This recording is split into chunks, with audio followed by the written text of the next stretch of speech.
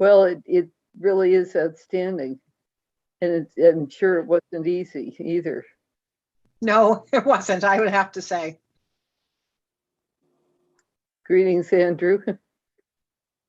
How's everybody? Okay, tell me Good. about Judith Cutler. Is she with you, Judy?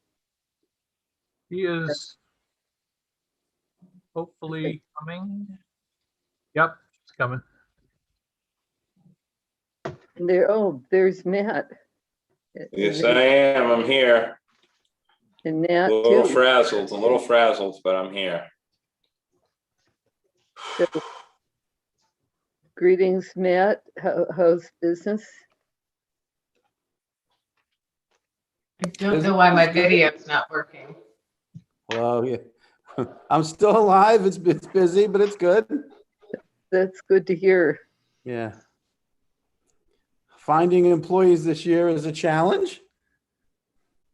So where did you find them? We're getting kids. We're getting kids that work like 2 days a week. We're getting like 60 kids, and they all work about 2 days a week. It's crazy, but we're figuring it out. Where are they from? Kids from here, mostly young kids. We're housing about 30 people, 35, and then we've got another 20, 25 if families have homes here, either seasonal or year-round kids, mostly. That's a handful. Yes, that's a nice way to describe it. Libby, welcome back. Hope you're well. And Don, welcome. And David, I think we can't have you partake according to our council this time, but we're very, very glad you're coming back. And who am I missing? David can't partake, right, John? John's frozen. Are you talking to me, Judith? Yes, David Callahan can't participate as an alternate because he vacated. Now he's going to come back, but he's not eligible tonight, right? Yeah, I wasn't aware of that issue, but that would be Okay. that would be correct if he's vacated. Okay. Yeah. I'm not eligible. I'm just listening. And there's Fritz and there's Stephen.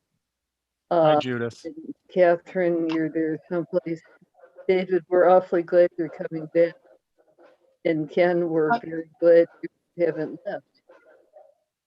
Excuse me, I'm having a hard time. You're breaking up. I can't hear Okay. people speaking, and I can't, for some reason, get my video to work. I'm going to try it from my other browser and see if it works from my home computer instead of through this direction. So if I leave for a second, okay? Sounds good. I think we can go ahead though and call the meeting to order.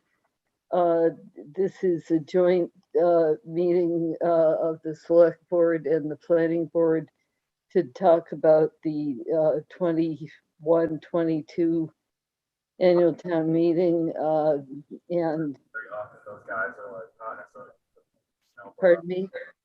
So it could be a little tricky, but let me just figure out this plumbing and wiring thing tomorrow first. I can. That's the IT guy talking. Not anymore. Okay, one more time. Welcome back. The governor is still allowing us to be virtual rather than in person, so we're happy to be here with the select board and the planning board to talk about the next upcoming annual town meeting and talk about short-term rentals in particular. So should we call on the select board first, our new king, Jason the 15th or whatever he is? Do you want to introduce the select board, Jason? Thank you, Madam Chair. Thank you, Judith. Well, I'd like to call the select board meeting to order as well. We have Christy Ferrantella.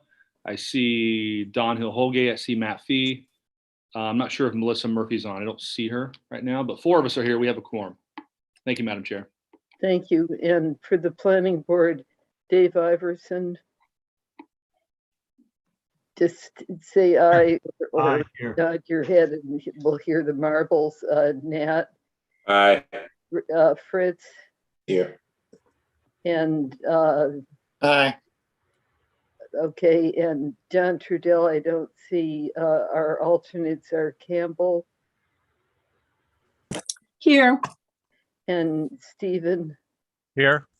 And David Callahan unfortunately can't be with us legally at this point until the following meeting when he's reappointed, and we're very grateful for that.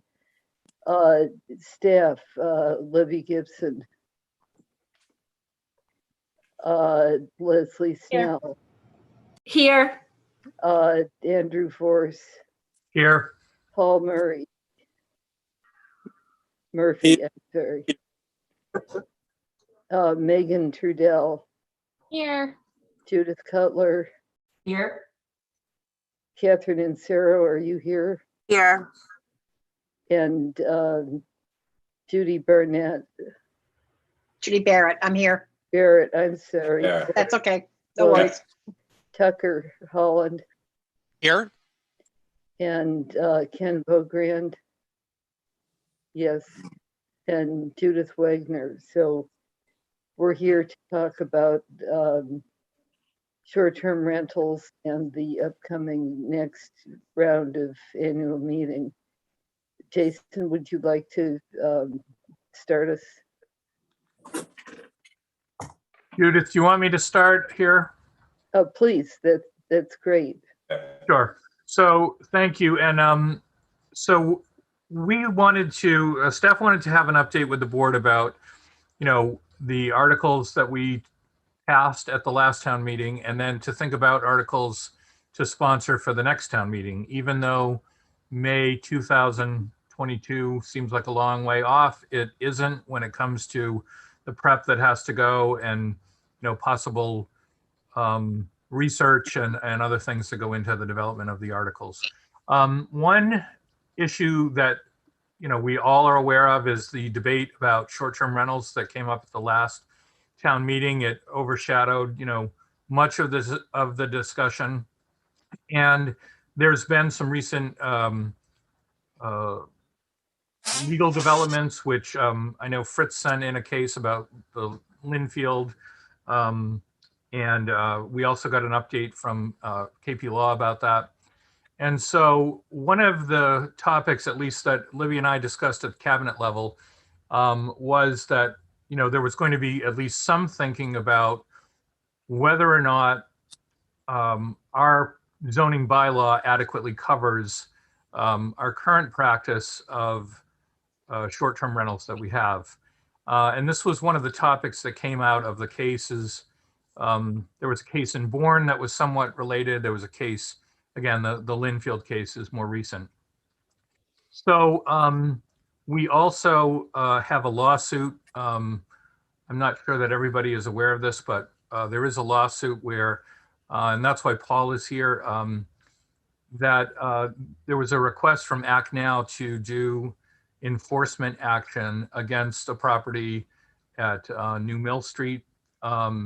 He denied that and found that there wasn't evidence to move forward on any enforcement, which would have been a cease and desist on that particular property. His decision was appealed to the Zoning Board of Appeals, who unanimously found in favor of his ruling. And that case has been appealed to the land court, and that will continue. So I think our main purpose here was to start at least, it's not that you have to come to any formal decision tonight, but we need some sort of policy direction about whether or not we should take a look at our zoning bylaw and potentially move forward with an article that clarifies the issue. And there may be a companion type article that deals with whether or not we should actually do some sort of registration of short-term rentals. So let me just recognize Melissa Murphy for the select board and John Trudell for the planning board. Thanks, Andrew. Sure. Thank you. So we have a lot on our agenda tonight. So at this point, we wanted to keep it as a discussion between the board members. We will follow up as staff, once we hear what you all have to say about, what to do here. Like I said, there's some current court action. One of the choices is to wait until we hear back from the court, or to do something more proactive. So it's really, we'd like to hear what your individual thoughts are so we could start planning what we're going to be doing for the next several months. Thank you, Andrew. Jason, did you? Yep. Yeah, thank you, Madam Chair. I want to say 3 months ago, when we were kind of ratifying the warrant, putting our comments in, the select board had a healthy conversation on what was our role, select board, planning board, town staff in moving this discussion forward.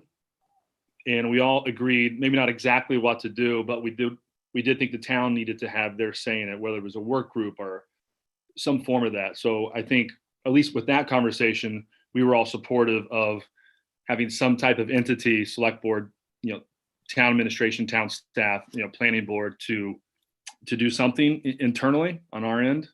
I don't want to speak for all select board members, but that was a pretty positive feeling during that conversation. I believe you were there for that, Madam Chair. So I'd want to, if you'd like to hear from a couple select board members first. Why don't we do that?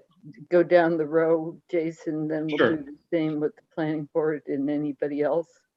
Okay. Any select board members like to speak first on this? Where you'd like to see this go?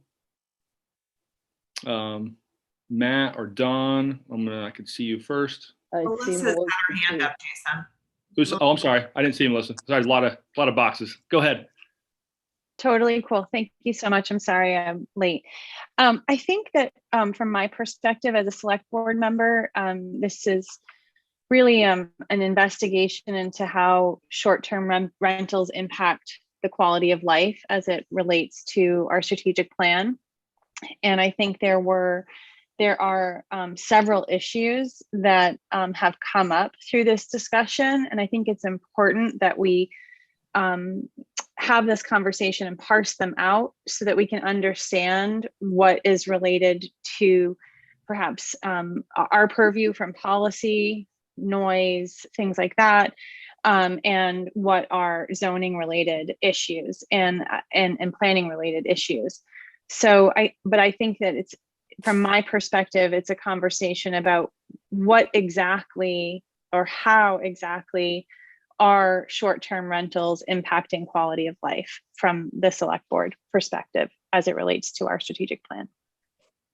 Thank you. Dawn?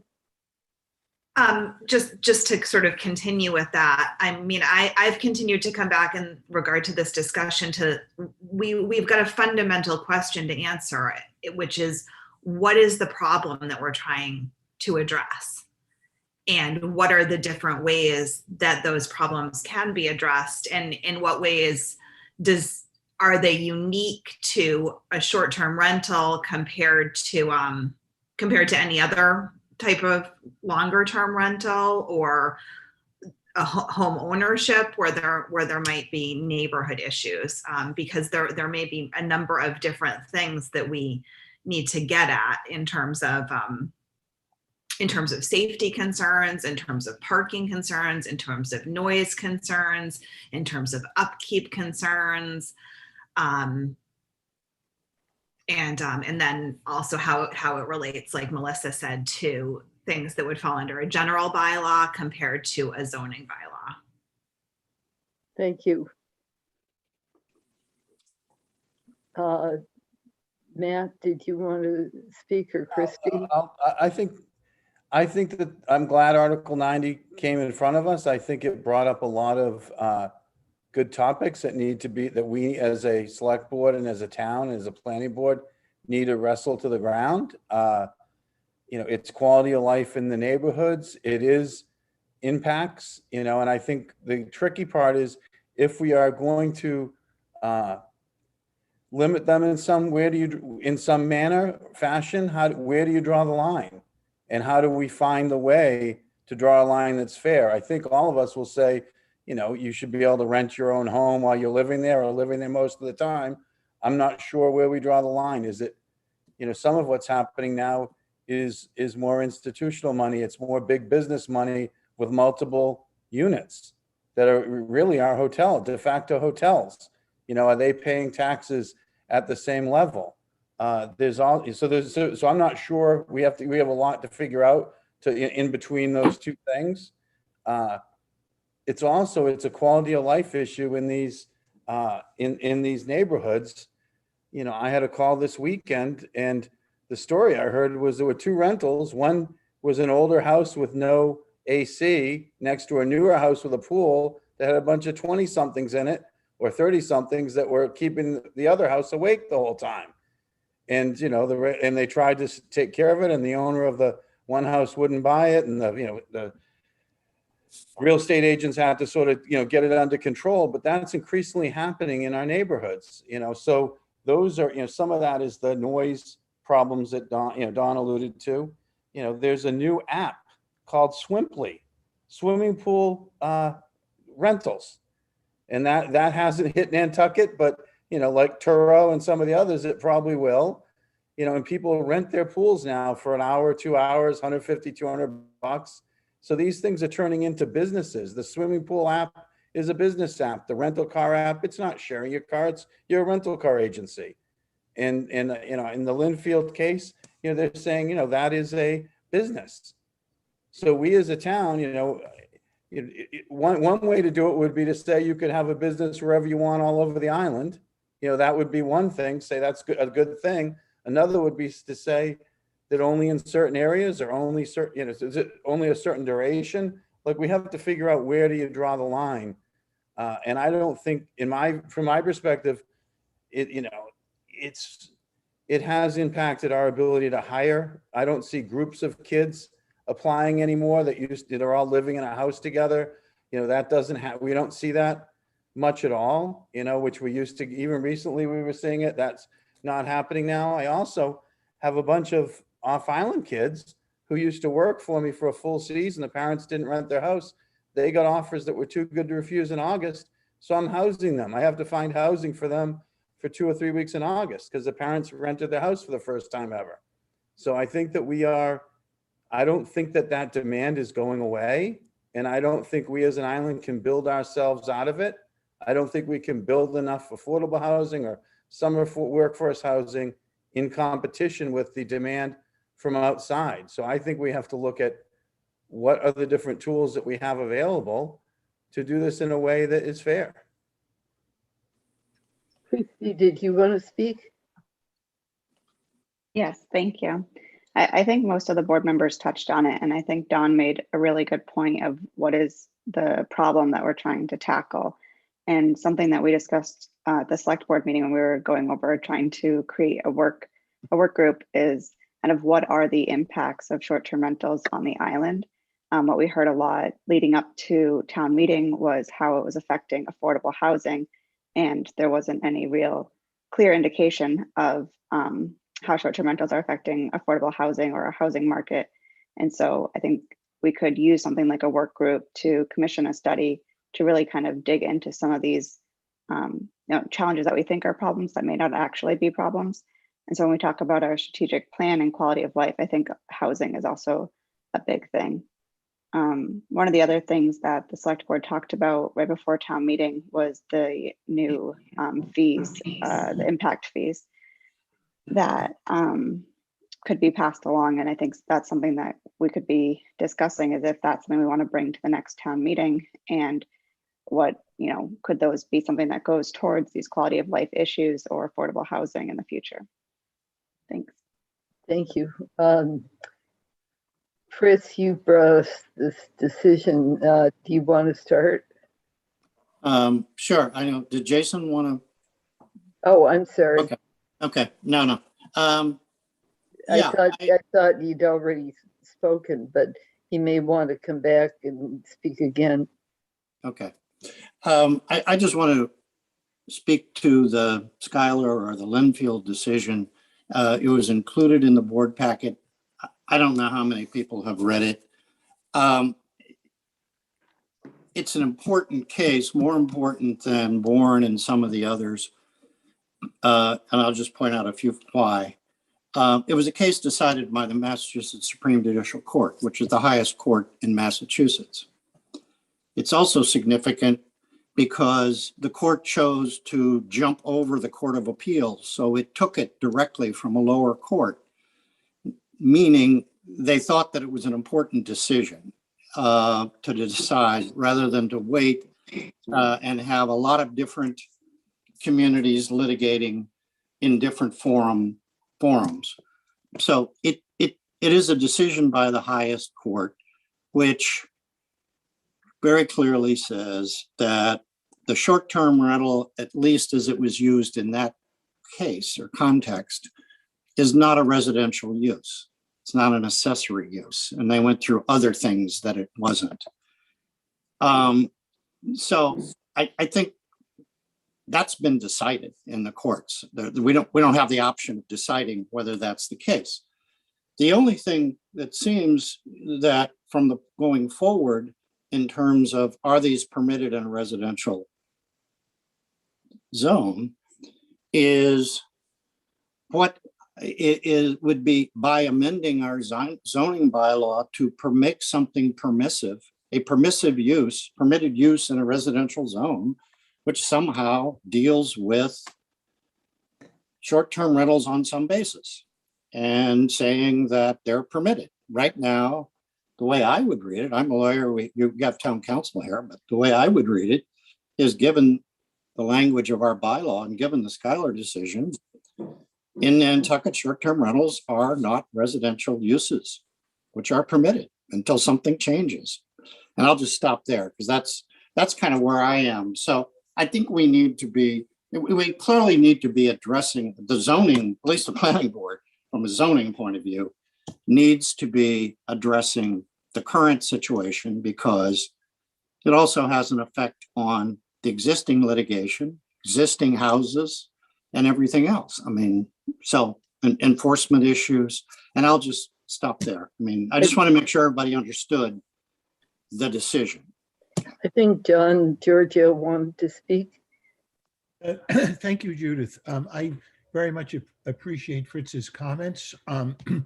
But of course, we have sent one of our community updates around to all of our clients about the Schuyler decision. And I think a couple of things to keep in mind. One, the court pointed out that each community is different, not just in terms of their zoning bylaw, but in terms of, the fabric and the structure of the community. And so I don't think we would be quite as black and white in saying that short-term rentals can never exist in a residential zone. Also, the court pointed out that accessory uses may be an avenue that would permit, under certain circumstances, short-term rentals. The problem that the Schuyler decision creates, however, is the opportunity for folks to bring enforcement actions, to request zoning enforcement from Paul, and we would go through everything we're going through with the new Mill Street case. And there is efficacy, therefore, in our opinion, for the town to seriously consider amendments to your zoning bylaw that would eliminate, if you will, some of the potential for enforcement actions, which necessarily get the town involved, the ZBA, the building inspector, and of course, town council. So we think there's merit in looking at your bylaws closely and view this as an opportunity to create a regulatory structure that makes sense and eliminates some of these factors, because you don't want the building inspector having to decide all of these cases as they come along. Yes, Paul has discretion in whether to enforce or not, but it leads to litigation. And I think you want to try to minimize that if you can. Jason, did you folks want to speak again, or can I go through the planning board? Go ahead, Madam Chair. Okay. Go ahead. Let's see, John Trudell.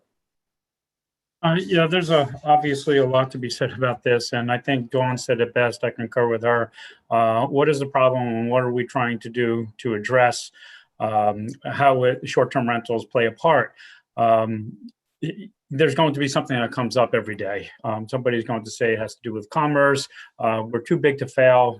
Real estate prices have exponentially gone through the roof, where if we don't allow short-term people that actually live here, work here, and have been here for 10 and 20 years are not going to be able to afford to pay their own mortgage. So we have to address issues like that. Also, these short-term rentals bring a lot of commerce to businesses, area businesses, such as cleaners and besides real estate. Everybody thinks it's all just real estate, but you have carpenters and renovations, and even when somebody comes there for a week for the grocery stores, downtown businesses, shops. There's a lot more to discuss than just regulating short term. But I think, something that we did years ago with the marijuana dispenser is we created zoning areas and we excluded zoning areas. We brought it to annual town meeting, and we had the general population vote on it to see if it was something that we wanted to do and how we would limit certain areas. So maybe we don't want to have commercial areas. Maybe we don't want to have village residences. And I don't want to exclude any particular zoning area, but it is a zoning issue. And if it is lawful right now, unless we change the zoning, I expect it to continue to be lawful. It's also supply and demand, and it's capitalism. What we're going to do is, as long as people are willing to pay an exorbitant amount of money, the rentals are not going down. They continue to raise the levels that are shocking. But at some point, people are going to get tired of sitting in traffic, not getting a restaurant reservation, and they're going to be stuck in their home because they can't go out anywhere. And at that point, then we'll start to see maybe a decline. Maybe prices will come down, maybe less traffic. Things go up, things come down. And I know it's an issue, and I'm not ducking this and saying that we shouldn't prepare for it and think about how it affects us. But I'm glad it was raised, but it's not going to get solved overnight. And affordable housing is a huge thing because we're not able to have affordable housing. It's a give and a take. People don't want all these 40Bs, and we've heard that with many discussions and town-sponsored projects. We have a pushback. We have lawsuits. So we're at a catch-22 here. We create affordable housing to try and meet the demand of the labor force, but then again, we don't want it here. So this isn't an issue that's going to get solved overnight. It's not going to get solved in a year. I think it's great that we're talking about it and discussing it. Enforcement is going to be a big thing. How do we enforce this? Is there going to be a town department that does it? I think that's the last thing somebody wants to see. It's a myriad of issues that we have to address. And I'm not saying I have an answer. Every meeting that we have and talk about, maybe we'll find something to help it. But I think we're in this for the long haul, and it's not going to be an easy fix. And I don't think one recommendation is going to solve it. So it's, the long answer is, or the summary was, I just don't have an answer. I think it's just going to be a work in the making, and every day we're just going to have to see if we can make it better. Sorry. Jason, I've got Nat, Dave, Hardison, I got a few things, Judith. Pardon me? I got a few things. Yeah, I'm calling on you next. Oh, okay. I didn't want to just jump right in. Okay. Nat, so and then it's Nat, Dave, Campbell, and Stephen. Is that okay? I'm just being aware of the time and wanting to be sure that everybody gets to speak. Nat, go ahead. Oh, just a few things to sort of go over that kind of takes from what others have said. So we've been sort of in the rental business basically since the 1890s. And zoning started in 72. We have a lot of pre-existing uses like rooming houses, B&Bs. We tried to move commercial zoning down North Water Street. We got a lot of pushback to go any further than where it currently exists, which I believe is C Street or just before it. You could make the case that this is a pre-existing use from way before zoning. That's just a thought that I got with listening to all this. The impact fee thing, here's the thing. We just started the rental tax. We really haven't even got our feet wet with it yet. And if somebody pays an impact fee, maybe that makes them think they can make more noise or more problems, so I don't know if that's the right way to go. We never when I was growing up, you never heard anyone talk about the length of stay. You didn't have access to Nantucket. You had your car from Woods Hole. It wasn't like it is today. So no one really ever thought about how long is these people staying? Is it a month? Is it 2 weeks? Is it a week? And as time went on, when we got the boat to Hyannis and the fast ferry started later, sort of timing has become sort of mixed. Not just the cost of it, but you can get here a little easier, even though we think it's really hard. It's actually easy compared to what it used to be. And, we used to complain about the embassy with a whole summer of partying at some of these houses. So now it's more about one incident, one bad rental causing a problem, but that doesn't mean that they all are like that. So it's kind of it's a mixture. We have bylaws for noise. We can certainly strengthen a lot of the existing bylaws that we have. I do agree that there are some things that we could come up with that maybe, we haven't even thought of. And the other thing is we don't have hotels. Linfield, I used to work at the Sunoco station there by Colonial Hilton Golf Place. And that's not even comparable to Nantucket. You got hotels in other towns and other places that you can drive to where you're going in Linfield from the hotel. Like, it's totally different. We don't have that here. There's not going to be Marriott's here. There's not going to be Radisson's and that kind of thing. That's not going to happen. So, we have clubs in residential neighborhoods. So this is not that simple, but I just want people to realize that, this is something that's been going on long before zoning ever even was enacted. Thank you, Judith. Thank you. Dave Iverson. Yeah, clearly it's an issue, but I think Dawn really kind of nailed it. What is the problem we're trying to fix? Is it a common decency issue with renters, or is it rentals? I just think that it's such a complex issue. I have a hard time taking things away from taking away things that people already have. People base economic decisions on choices they've made, and for us as a town to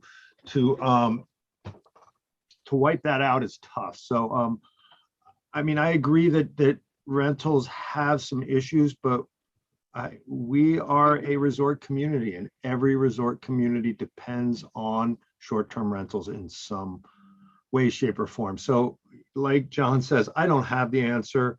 And it's a complex issue. So I think, it's going to be a while before we nail it down, but I think we definitely need to start working on it. When we figure out what the specific problems with the rentals that we're trying to target. Campbell, and then Stephen. Excuse me. Thank you, Judith. I wasn't really prepared to say anything, but I do have a couple of things I'd like to say. One, I don't think maybe all the boards should be looking at this as though we're inventing a wheel.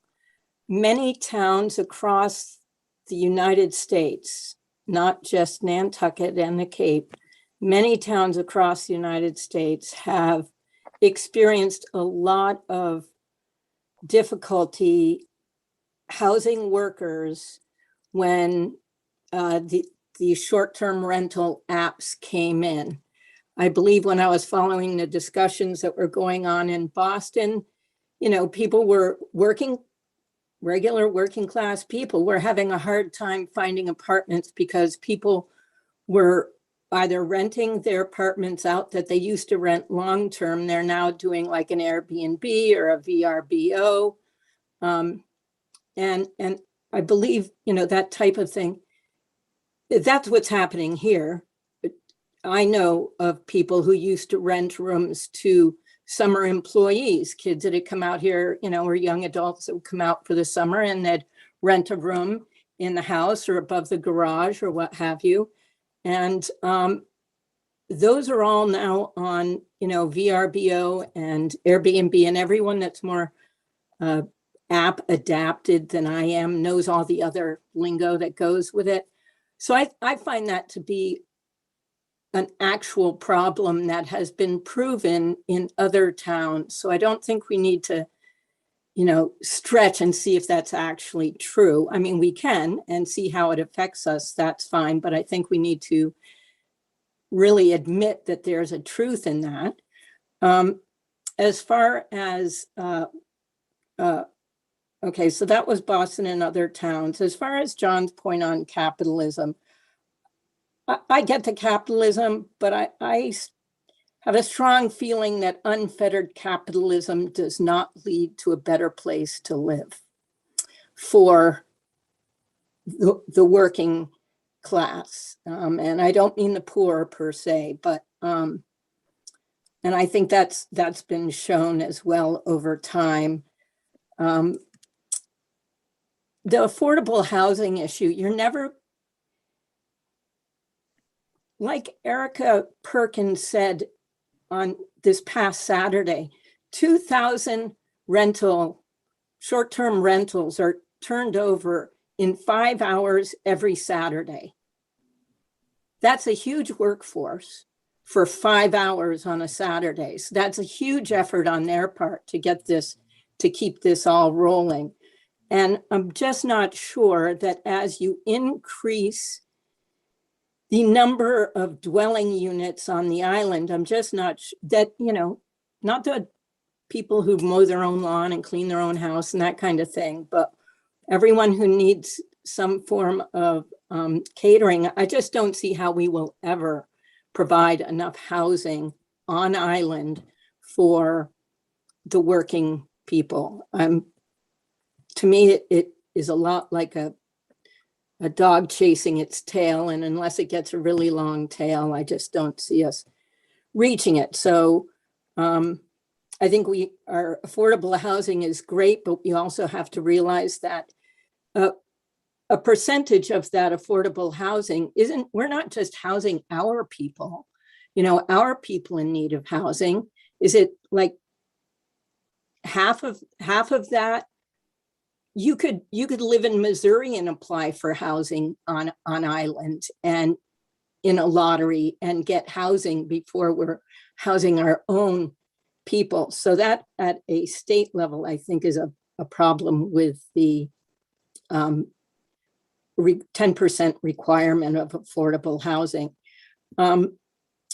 Back to the capitalism, I think there are plenty, and there have been over time, plenty of summer residents that come, that eat in the restaurants and shop in the stores and populate downtown and give to the nonprofits on island. So to emphasize short-term people over people who have chosen to have a home here and be here for the summer, I think is somewhat of a mistake as well. And for any of the homeowners associations out there that are experiencing these short-term rentals, maybe they should be getting together as their homeowner association and sort of start looking at what they want to do around those. And finally, sorry to take up so much time. Obviously, I've been thinking about this a lot. And finally, the other impact is twofold, really. You have, shoot, I sort of forgot what I was going to say. So on one hand, you have carrying capacity issues, which I think we, have skirted around, and a definition sort of came to me where, carrying capacity is when you meet your limits of population without stressing your support system. And that goes from your grocery stores, where we all see a lack of groceries, that goes to your water use, that goes to the sewers, it goes to the electricity. I mean, all of our systems right now are being stretched and stressed by this massive turnover of people. Well, and it's not just that, is it? Because we have so many roofs, there's going to be people under them. So I guess that's sort of where I stand on it. I would be supportive, just as an idea. I think in the short-term rental thing, I would be supportive of some form of inspection. My sister has a short-term rental. She only has one, and it's so that she can have her home here, a small cottage. But I think there should be a fire inspection should be done annually, a sewer inspection should be done, a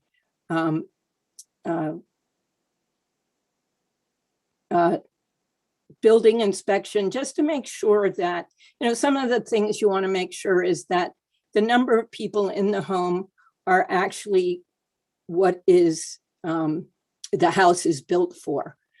If you have a 4-bedroom, let's say you plan on having 8 people. Well, if there's 15 people in it, that's a bit of an overload.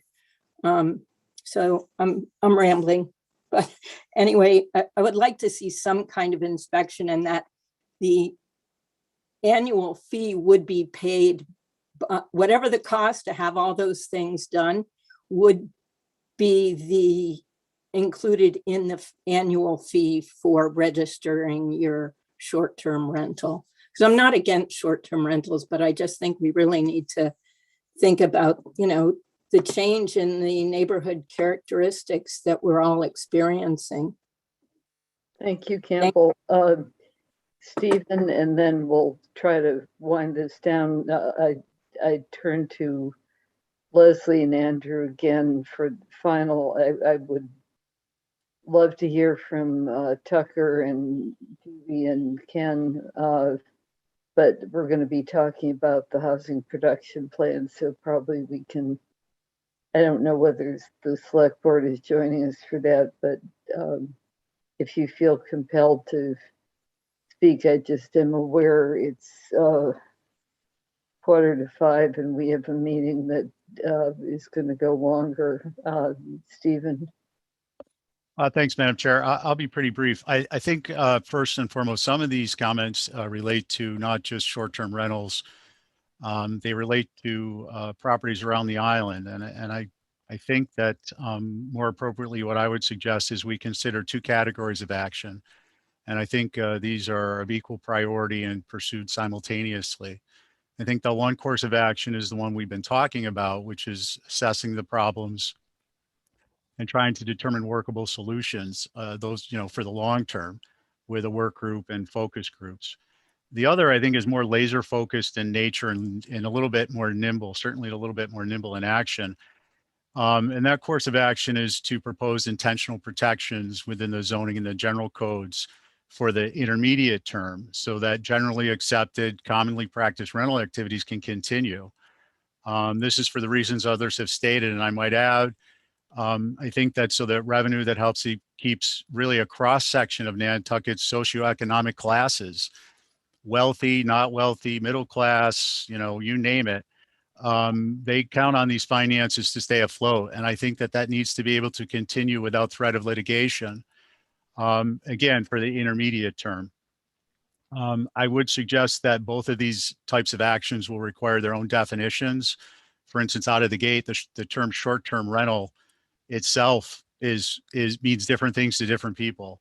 And certainly in state law with respect to the recently enacted tax.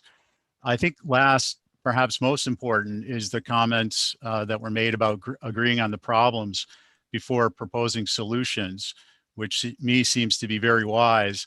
But I do think that the two courses of actions help us to accomplish community goals in a meaningful way, in a timely way, without the longer term spilling into current practices which are necessary for some folks financially. Thank you, Madam Chair. Thanks, Stephen. Leslie?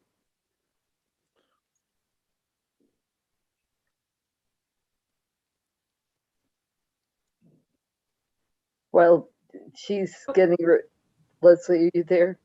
I'm here, but I don't have anything to offer right now. Ken or Tucker, did you want to say anything, or you want to hold it to meetings with staff?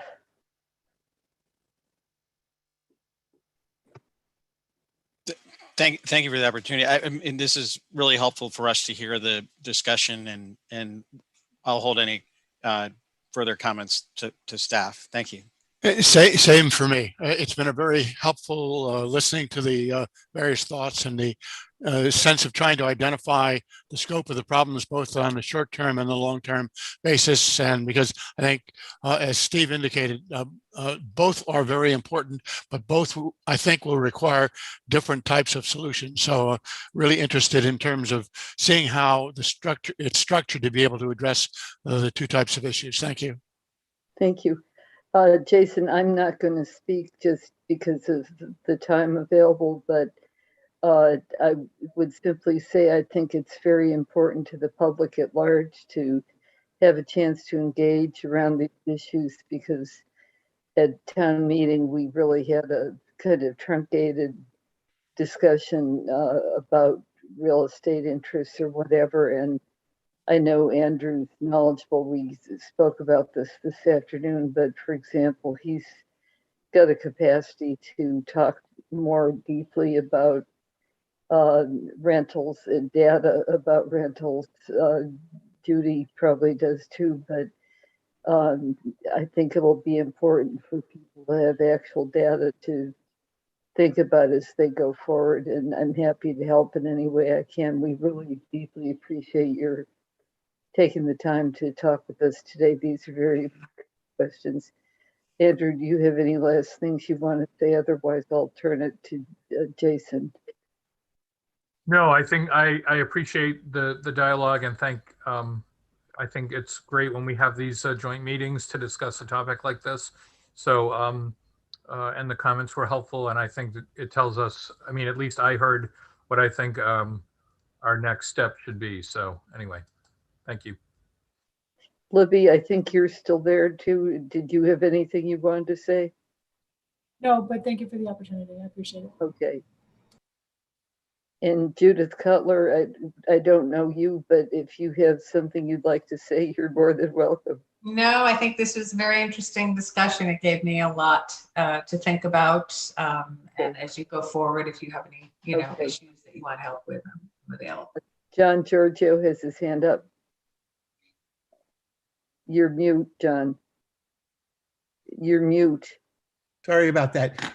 Thank you. I just wanted to emphasize that one of the issues we had with Article 90 was the attempt to put together into one bylaw both the regulation of the use, so to speak, and then the inspection and permitting and fee provisions. I think you would be much better off separating those two out, enacting a general bylaw.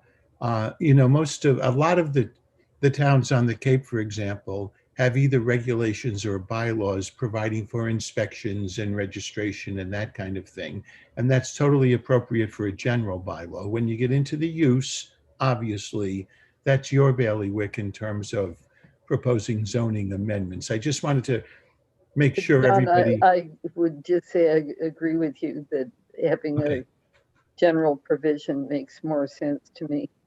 Good. Okay. And I think too, with possible current litigation, it makes all the more sense. Okay, good. Jason, you have last words here. Are you staying for the housing production plan, or you're saying bye-bye for the moment? Christy has her hand up. Thank you. Sorry, just before the select board leaves, I was just wondering if we could clarify the next steps. Are we going to create a work group or start thinking about next town meeting, or what kind of steps does Andrew and his team have? So, Thank you, Christy. Madam Chair, I think at this point, I think that I would like to continue on with the staff look at what we're going to do. I think we would look at both a zoning bylaw amendment and a general bylaw amendment that was discussed. We are going to, I think, do some research on what some of the other towns do and work with our town council, and then have something to respond to at a later date. Jason, one more time. Thank you, Madam Chair. I was going to ask the same thing about just clarification, but thank you, Andrew, for that. I think we did get some understanding on general bylaw versus zoning bylaw. What problems are we trying to solve? So I think it was a good first conversation. And I thank you for having us, Judith. Appreciate it. Okay. I think then, unless you're staying for housing production, or if you want to hear the refinements of second driveways, you probably would just as good pack up and head home. Sure. Is there a motion to adjourn select board meeting? So moved. Second. Okay. All those in favor by roll call. Don Hill Holgate. But I might stick around for the housing production plan. That'd be great. That means nothing in regard to adjourning. Okay. Christy Ferrantella. Aye. Melissa Murphy. I think that's an aye. Yeah, I didn't hear you. Matt Fee. Aye. Jason, aye. That is unanimous. Thank you, Madam Chair. Thank you, Planning Board. Thank you, everybody. Thank you. Thanks to John. Are you sticking with us too, John? I just want to thank you. Your handouts were very good, and your comments were very helpful. Great, thank you. I'm not going to stick around unless you want me to, Judith. No, I think you've earned your stripes for tonight. Okay, bye-bye, everyone. Bye. Okay, next item up is the housing production plan, and I took roll already, so I don't think I need to take roll again, unless somebody doubts who they are tonight more than usual. Then let me just say we're very lucky tonight to have Judy Barrett, Tucker Holland, and Ken Bogrand, all three with us to talk about the housing production plan. It's an excellent piece of work. I think, Christy, you were involved in the Affordable Housing Trust, and Don, I know you've got considerable interest in this, so thank you. Who would like to start? Thanks very much, Judith. I can maybe kick things off a little bit. I mean, it's a real pleasure for us to be with the planning board tonight. And we actually hope to be able to do more of this over the coming year. But the main purpose, as you mentioned, for this evening is every 5 years, municipalities are required to. Tucker, I'm going to recognize Brooke Moore, who's done so much work too, and say thank you for being with us, Brooke. Thank you. Every 5 years, municipalities are required to update their housing production plan and have it approved by the Department of Housing and Community Development. You all may recall that 5 years ago, we had the pleasure of working with Judy Barrett and her team at that time for creating a plan that really has guided us over the course of these last 5 years. And it's served us well in terms of what we've been able to accomplish so far, and it, you know, contributed significantly to the two periods of safe harbor now that we have been able to enjoy. The board will recall that a couple of years ago, we entered into a 2-year period which expired on June 13th. And this year, DHCD again certified our HPP on June 11th for 1 more year. So no gap in coverage. And there are plans in the works for extending that 1-year certification or amending that certification to a 2-year certification sometime in the next 60 days or so. So, you know, the having a good, if not great, housing production plan is important on multiple levels. And rather than me talk for too much more, I just, you know, I'm very pleased to be able to turn this over to Judy Barrett.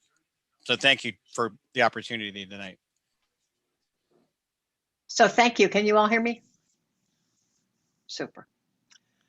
So I'm going to just give you an overview because I'm sure everybody has had at least a chance to look at the document, and I'm hoping you'll have questions that perhaps I can respond to this afternoon. But as you probably all know, the housing production plan, so-called, is a creature of state regulation. It is an opportunity the Commonwealth offers to cities and towns to work toward the 10% statutory minimum at a pace that communities can absorb. And I'll tell you, I have worked with a few communities that have managed to implement their plan, become certified, and keep it up. But you know what? Most towns can't do it. So tremendous credit to Nantucket for being able to do this, because you're one of a few. So the heart of the plan, of course, is the housing needs analysis, and much of the document is really focused on that. And you know, there's a variety of things in here around kind of what's pressing the needs. You know, there's the overcrowding issue. There's the apparent kind of decrease, if you will, and maybe year-round households and more housing going into the seasonal stock.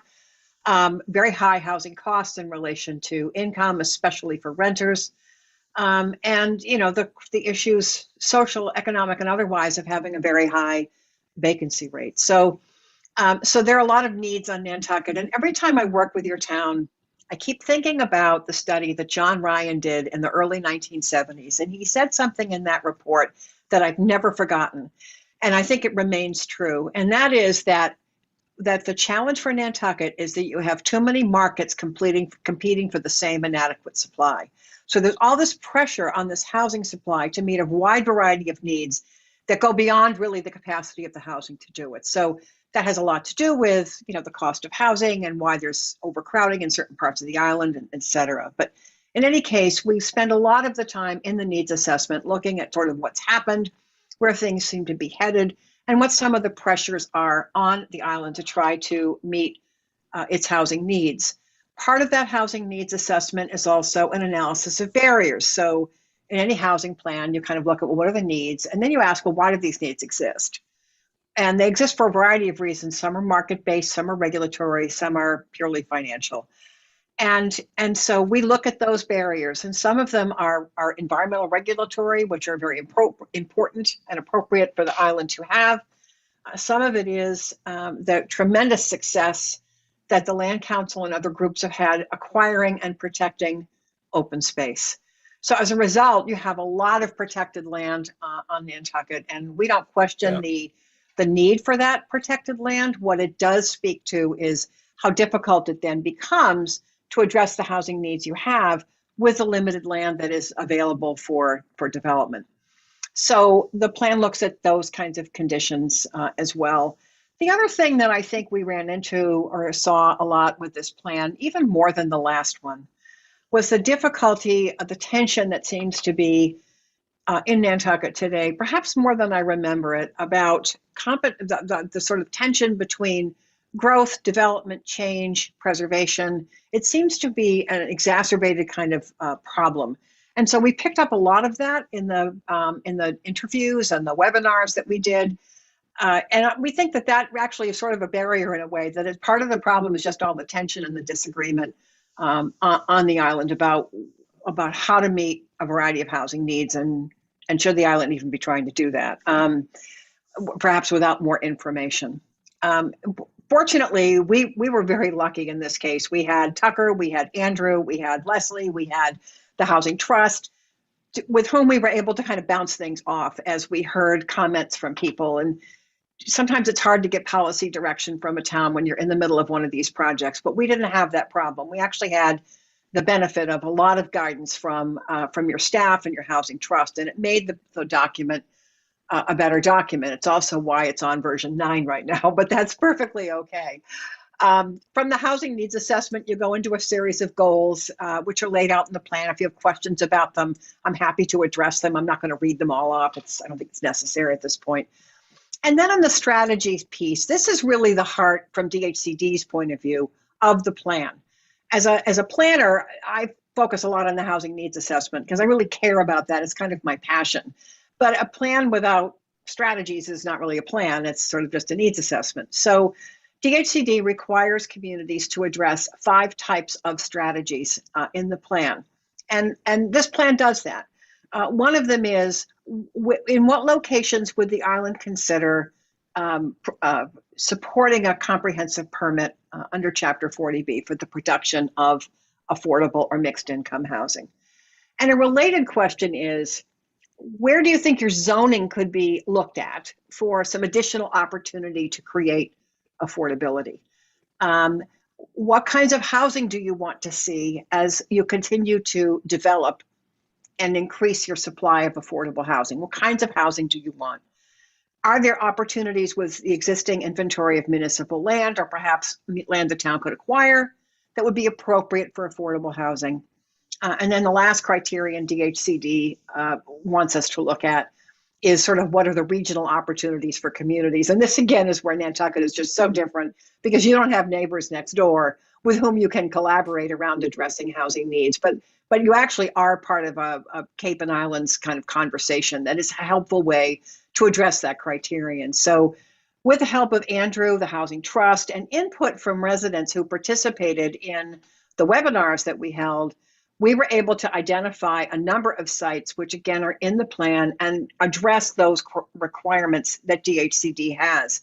So I'm telling you all of this because the last time we did a housing plan with you, DHCD approved it in 2 weeks. And I can't say that that's going to happen this time because they're still not even back at 100 Cambridge Street yet. But I think you've touched on everything they ask a community to do in this plan, and done a really kind of stellar job. And we were simply the sort of instrument of getting it on paper and, documenting it on maps. But it really is very much a direction I think we felt that we got from your local officials. So I think with that, I'm happy to answer any questions, or maybe Tucker, you can think of something I totally forgot. But that's kind of an overview of how the process worked. And we're just very grateful to the trust and everybody who helped us with this process to get to this point. The only color I might add to what you said, Judy, is just, I think you all received, I believe it was well over 1,200 responses to the surveys. We had 40 to 50 folks involved in the focus groups, in addition to conversations beyond that. So there really was a great deal of outreach and community input. Did Brooke or Ken or Andrew or Leslie, any of you want to speak? Yes, Brooke. I just want to add too that this year the outreach was done in multiple languages, and given the changing population of Nantucket, that was a really important piece that hadn't happened before. So. Well, and the other thing, Judith, was there was significant amount of advertising with respect to create awareness, so that no one in the community could say that they weren't aware of what was going on and that they didn't have the opportunity to participate.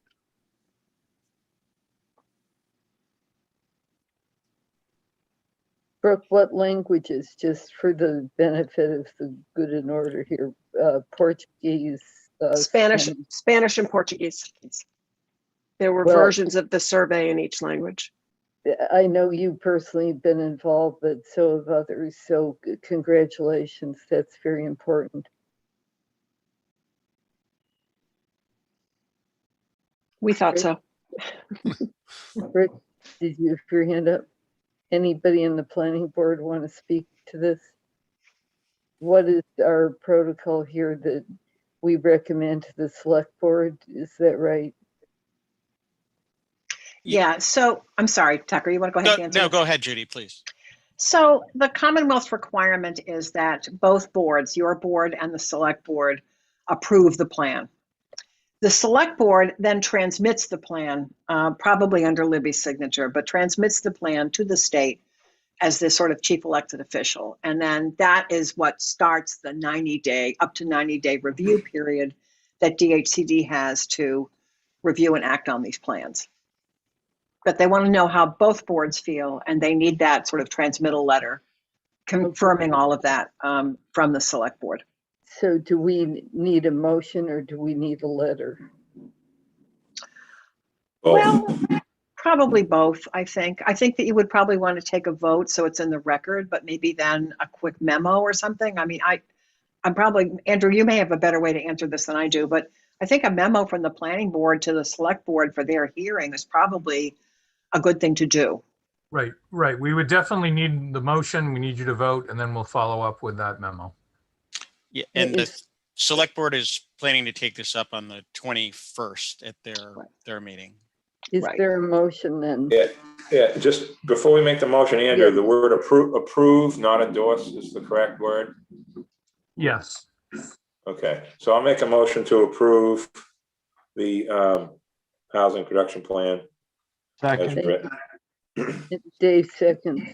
Dave's our rep on the Affordable Housing Trust, so we're happy to see you too. Okay, roll call. Unless there's other feedback or comments,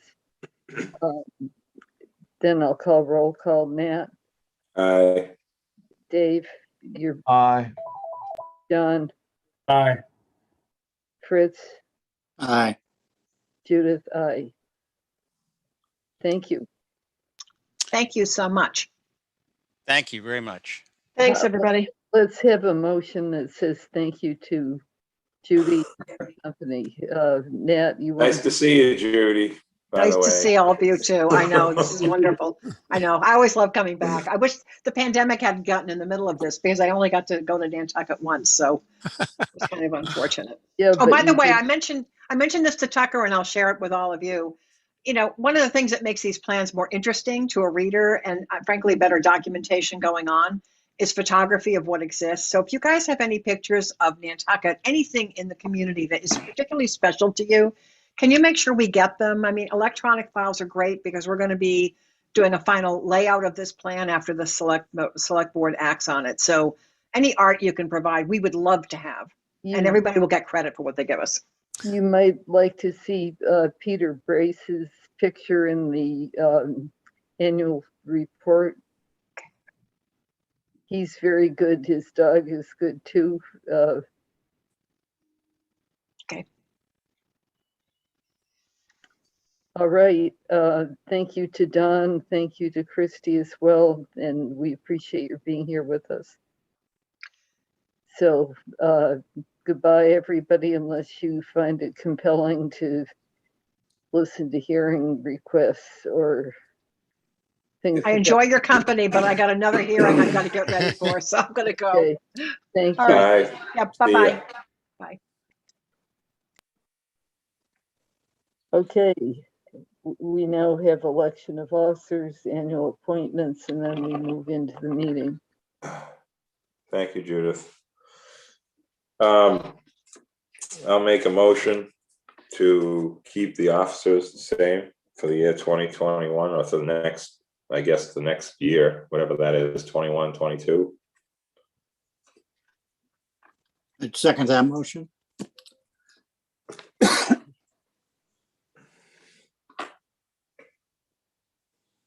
All those in favor? I guess I'll half chair it or something. You probably have to one by Ex one. officio. You have to do it one by one. Yeah. Lowell, I. Fritz, aye. Dave, I. Trudell, aye. Judith, I.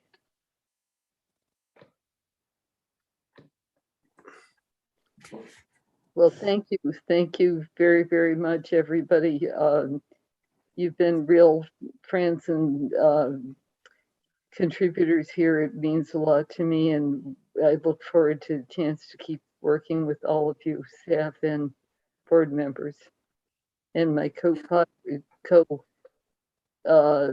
leader, John Trudell. Thank you very much. Judith, love having you as chair. You always have my undivided 100% support. You do a great job. Thank you. Thank you. Thank you. Annual appointments. I think we can take all three at once. CPC, which is currently John Trudell. Unless someone else has a desire, I love the position. I would like to stay on. I just wanted to say that for the record. Is there a motion? Nat moves. To approve, yeah, the same appointments. Okay, Nat approves all three. So that's Dave Iverson for housing, and that's Crack for Fritz. Nat moves I second. Shall we do the roll call, Nat? Yep, Lowell, I. McClure. Aye. Iverson. Aye. Trudell. Aye. Wagner, aye. Okay, onward. That was a very fruitful meeting, but a long meeting. So we have a long meeting to go here. I'm sure we're up for it, however. So first is the motion to approve all of the secondary dwelling, garage, apartment, and tertiary dwelling applications on the agenda with anything from the staff report. So does anybody need to recuse themselves before we vote? If not, Make a motion to approval. okay. I was just, do you need me to read the no, okay. John was approval, who seconds? I did. Dave did. Second. Dave seconded. We'll do roll call. John? Aye. Nat? Aye. Dave? Aye. Fritz? Aye.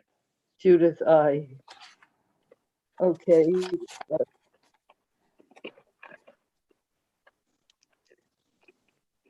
Let's see.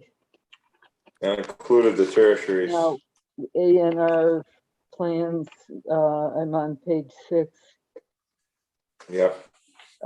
Endorse all the official not required applications on the agenda with the exception of Cathcart, and which will be first require the approval of special permit, and Sherburne Turnpike is held off for tonight until August. So no recusals here.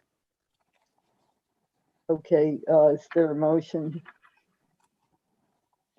Motion to approve. For a second. Nat seconds. Roll call. John? Aye. Nat? Aye. Fritz? Aye. Dave? Aye. Judith, aye. Let's see.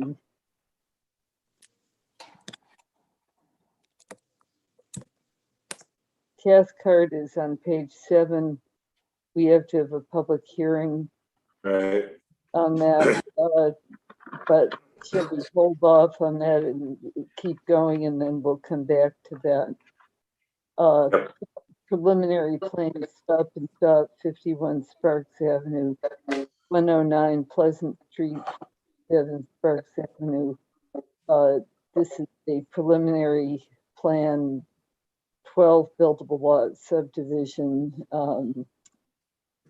that would be accessed from the newly created roadway lot, and 2 of the lots would be accessed directly. So it's a freeze plan, which you all know means that it's held there as a result of the town meeting action.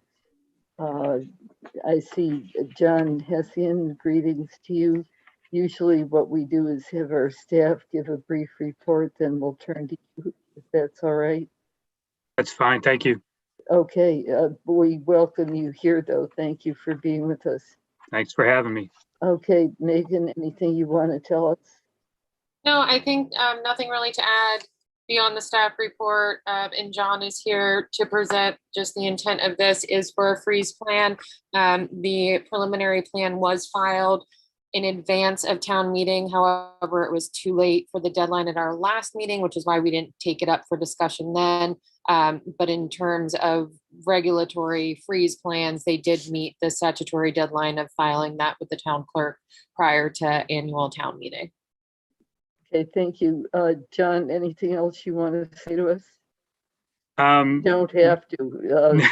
No, that's really, in a summary, that's it. We actually prepared this plan for Stop and Shop last year, but with COVID and the delay and postponement of town meeting, we withheld submission of it and just really resurrected the plan again prior to this year's town meeting for exactly that purpose, just for the zoning freeze that was modified on the floor at town meeting. So it did pass with some modifications. So there's Thank no you. intention to build this subdivision. It's purely for the zoning freeze protection. Thank you. Members of the board, do you have comments? Nat? Nope, this is normal. Anybody else? Is there a motion? Motion to approve. Is there a second? Second. John seconds. Roll call. Nat? Aye. John? Aye. Fritz? Aye. Dave? Aye. Judith? Aye. Okay, thank you, Mr. Hessian. Great, thank you very much. Have a good evening. It's an easy way to spend a meeting. Yeah. Okay, and we've got, let's see, previous plan. This is Clay Street, Mr. Tyberg, I believe. Staff has not received a formal report from Ed Pesci. Megan, you want to fill us in on that? Sure. I actually spoke with Ed via email earlier this afternoon. There was just one very minor thing he requested the applicant to do, dealing with cleaning out some of the catch basins. So my recommendation would be to go ahead and approve endorsement of the Form J. We can just hold that in the office until that clearing out has been completed. Okay, anybody want to speak to that? If not, entertain a motion. Motion to approve. John, is there a Second. second? Nat seconds. Roll call. John? Aye. Fritz? Aye. Dave? Aye. Nat? Aye. Judith? Aye. Thank you. Number 38-17 and 11-12 Island Lumber MCD 1 Pulpus Road. This is a minor modification. Megan, anything you want to tell us? I'm bringing over Dan Malloy, who is the surveyor and engineer on this project, but they're just requesting a minor modification to their existing MCD to create a little shed roof overhang. It's not going to increase ground cover. Staff's opinion is relatively minor in nature and would recommend approving it as such, as a minor mod. Okay. Hi, Dan. How are you tonight? Good, and you? Okay. Anything you want to tell us? No, Megan covered it. It's a shed roof overhang, really. It's really nothing more than just an overhang to cover some doors. Okay. Any comments from the board? Is there a vote? Is a motion? Recommend, make a motion to approve with the staff finding that the proposal does not materially affect the findings and conclusions upon which the original decision and subsequent modifications were based, and therefore does not require a public hearing. That's Second. Second. Nat seconds. So John, Aye. Nat, Aye. Fritz, Aye. Dave, Aye. Judith, aye.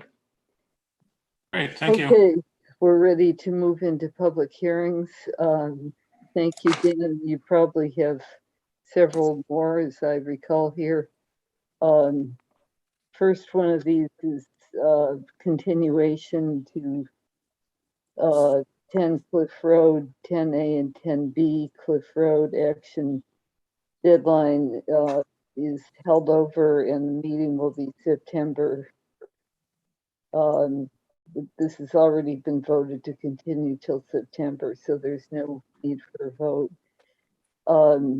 Similarly, we've got number 2020-11-92, 2 Mayflower Circle, request to continue until August 9th, 2021.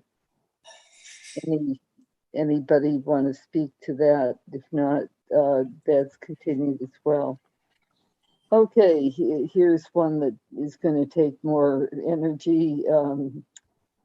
PLSUB 2021-3-134, Lori Geddes, 13 Evergreen Way. Megan, do you want to give us an overview? Because this is fairly lengthy and complicated. Sure, and I can have either Marianne or Paul or the homeowner, Lori, they're all on the call here today. I think the most significant update is that we did receive that opinion from town council that was included with your packet. Let me see if I can bring that up for a screen share. If you bear with me just a moment.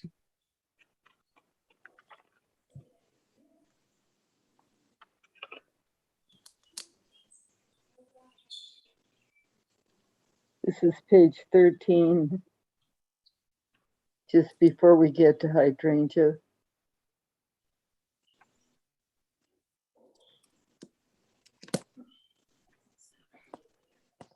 At the June Planning Board meeting, the board members requested an opinion from town council prior to making a decision.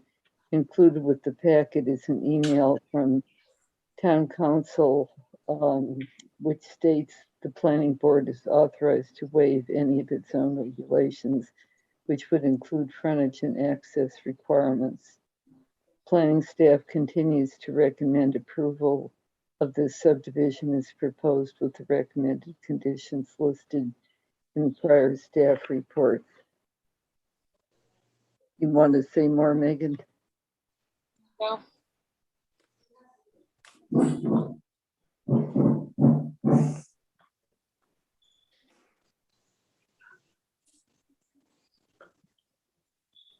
Judith, if I may? Yes. Comment. I think in previous meetings that we've had, my major concern was to wait to hear from town council if it was legal to do this. Based on the decision from the town council, I feel comfortable that it can be done legally, and that was really my holdup. So I'm okay with it. Thank you. Other board members? Nat? Nope, I'm good with it. Fritz? Well, my only comment would be, I agree with town council's opinion. But it does require a finding under 1.05 of the subdivision control law that the granting of the waivers is in the public interest and not inconsistent with the subdivision control law. And personally, I don't believe granting of blanket waivers requested in this case is consistent with the zoning division control law. So I'm still against it on the basis of not supported by the findings. John, did you have comments on that? No, well, I appreciate that, Fritz. I think that really is something that we have to consider. I think my past comments were, I didn't want to have something set a precedent for others to follow, and I still believe that. But in this particular case, we focused on this one lot. We asked town council to make a decision on this, and for this particular one, if town council, and I've read it, I'm not a lawyer like you, Fritz, so I respect that opinion about you. However, I'm comfortable with this. It was just it wasn't the size of the lot wasn't significantly smaller in the subdivision that we were going to really have a blind eye to.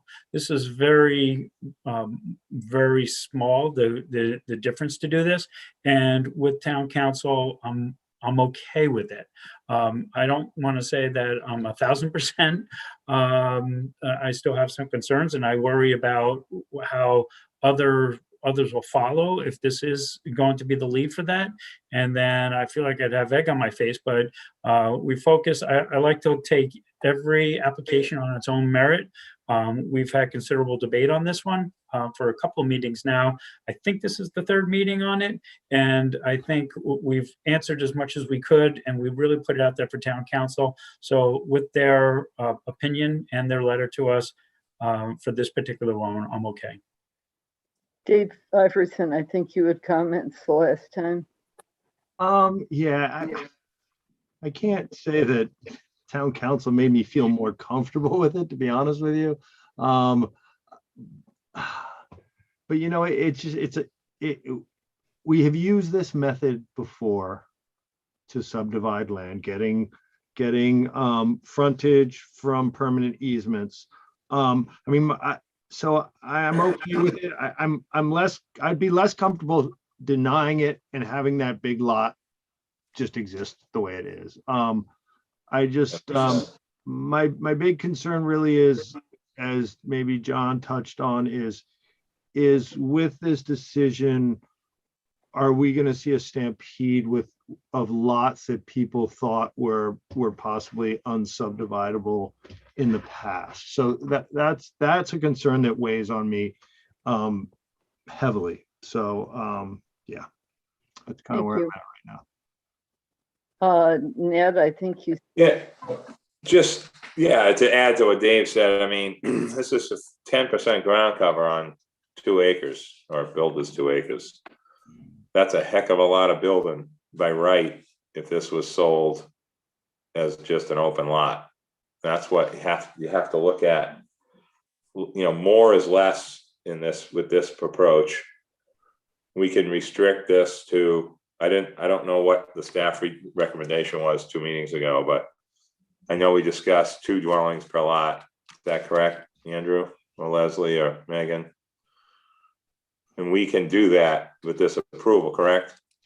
We can't require covenants, but we can require 2 dwellings per lot, correct? No tertiaries. Okay. So that would be my, yeah. Are the staff recommendations the one on page 9?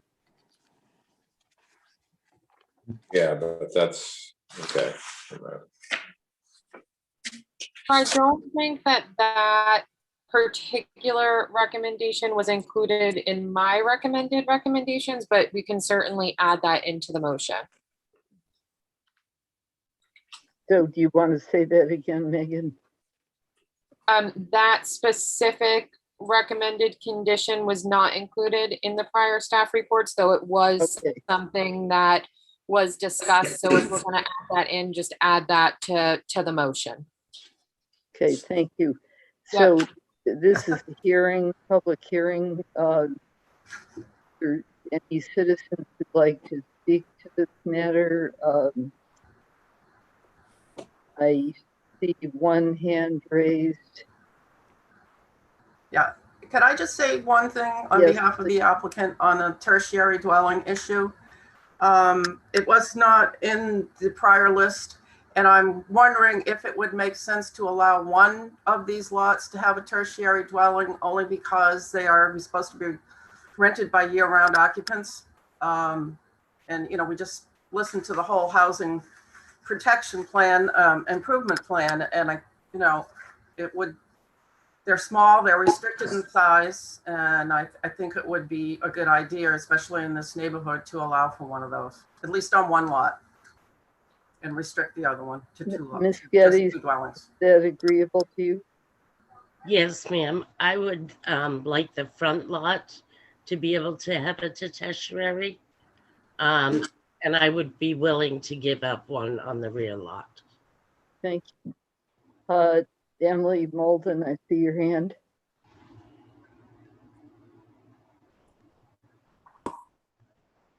Thank you, Madam Chair. Emily Molden for the Nantucket Land Council.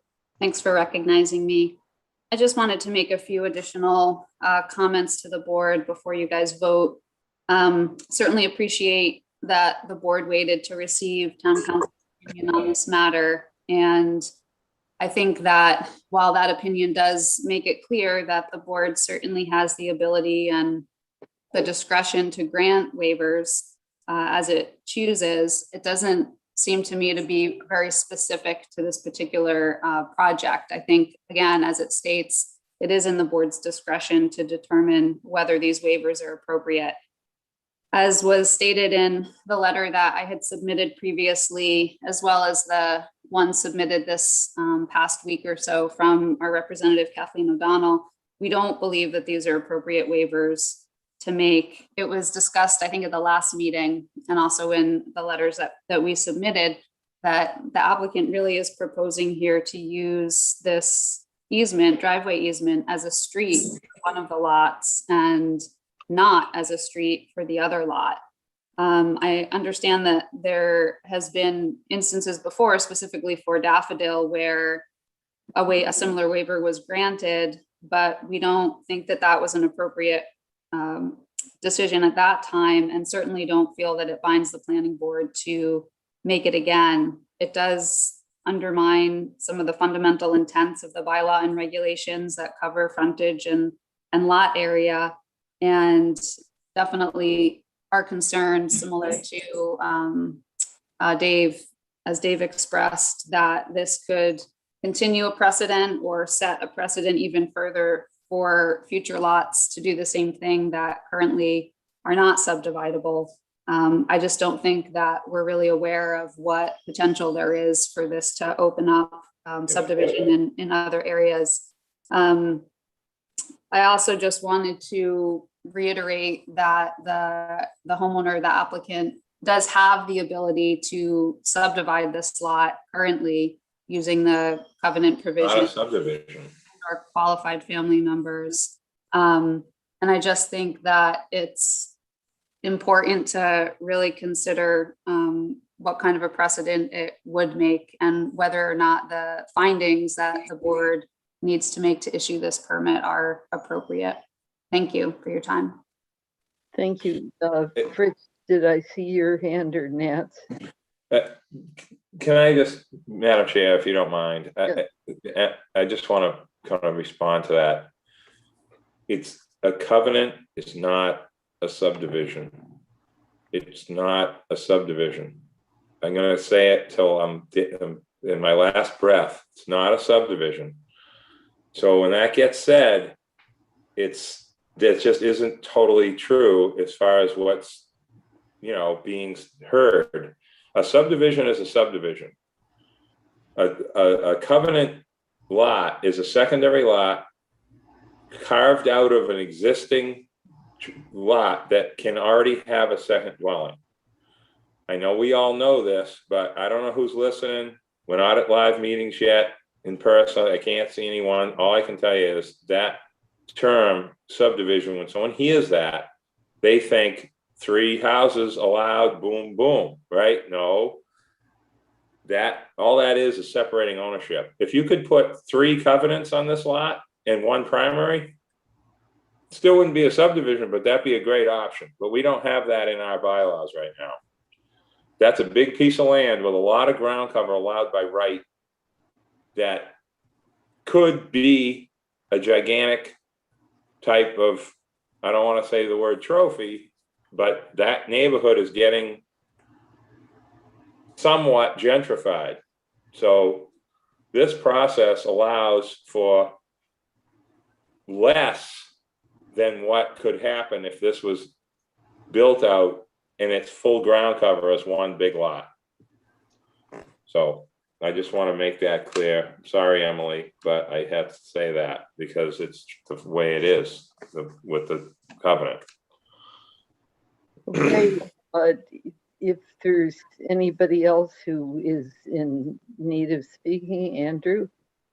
Thank you, Madam Chair. I do want to respectfully disagree with Emily Molden on her particular opinion on this matter.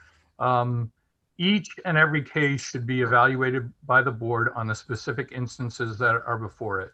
In this case, we do have an oversized lot. We have a shape that is long and narrow, which is significantly different than the neighboring lots. If the board were to simply sign an A&R, for example, there's adequate frontage and area for A&R lots. The problem is they would be not meeting the bylaw. They would be long and narrow. Houses could be built at the back without adequate access. And part of the board's findings that we would include in the decision is that the housing sites are served by adequate access. The shape of the lots do meet the requirement. They exceed the minimum requirement. They're in fact superior to what would be created otherwise. If the board, for example, were to sign an A&R, that would require the applicant to take another trip to the ZBA, who, if in the event that they approved this, we would have two sort of ungainly, long, skinny lots. And I do think that any application before you has to be assessed for its environmental consideration, the location of utilities and paved access and all the other considerations. And in this particular case, this lot does not trigger any environmental concerns that's been mentioned. There's 90% of the lots that remain not covered by buildings. It's consistent with its neighborhood. It's not in any of the species, protected species area, not near wetlands.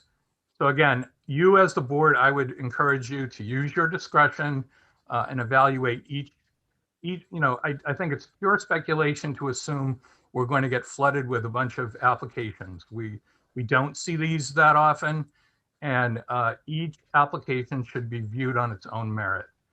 And our unanimous staff recommendation, which is completely consistent with town council's opinion, stands.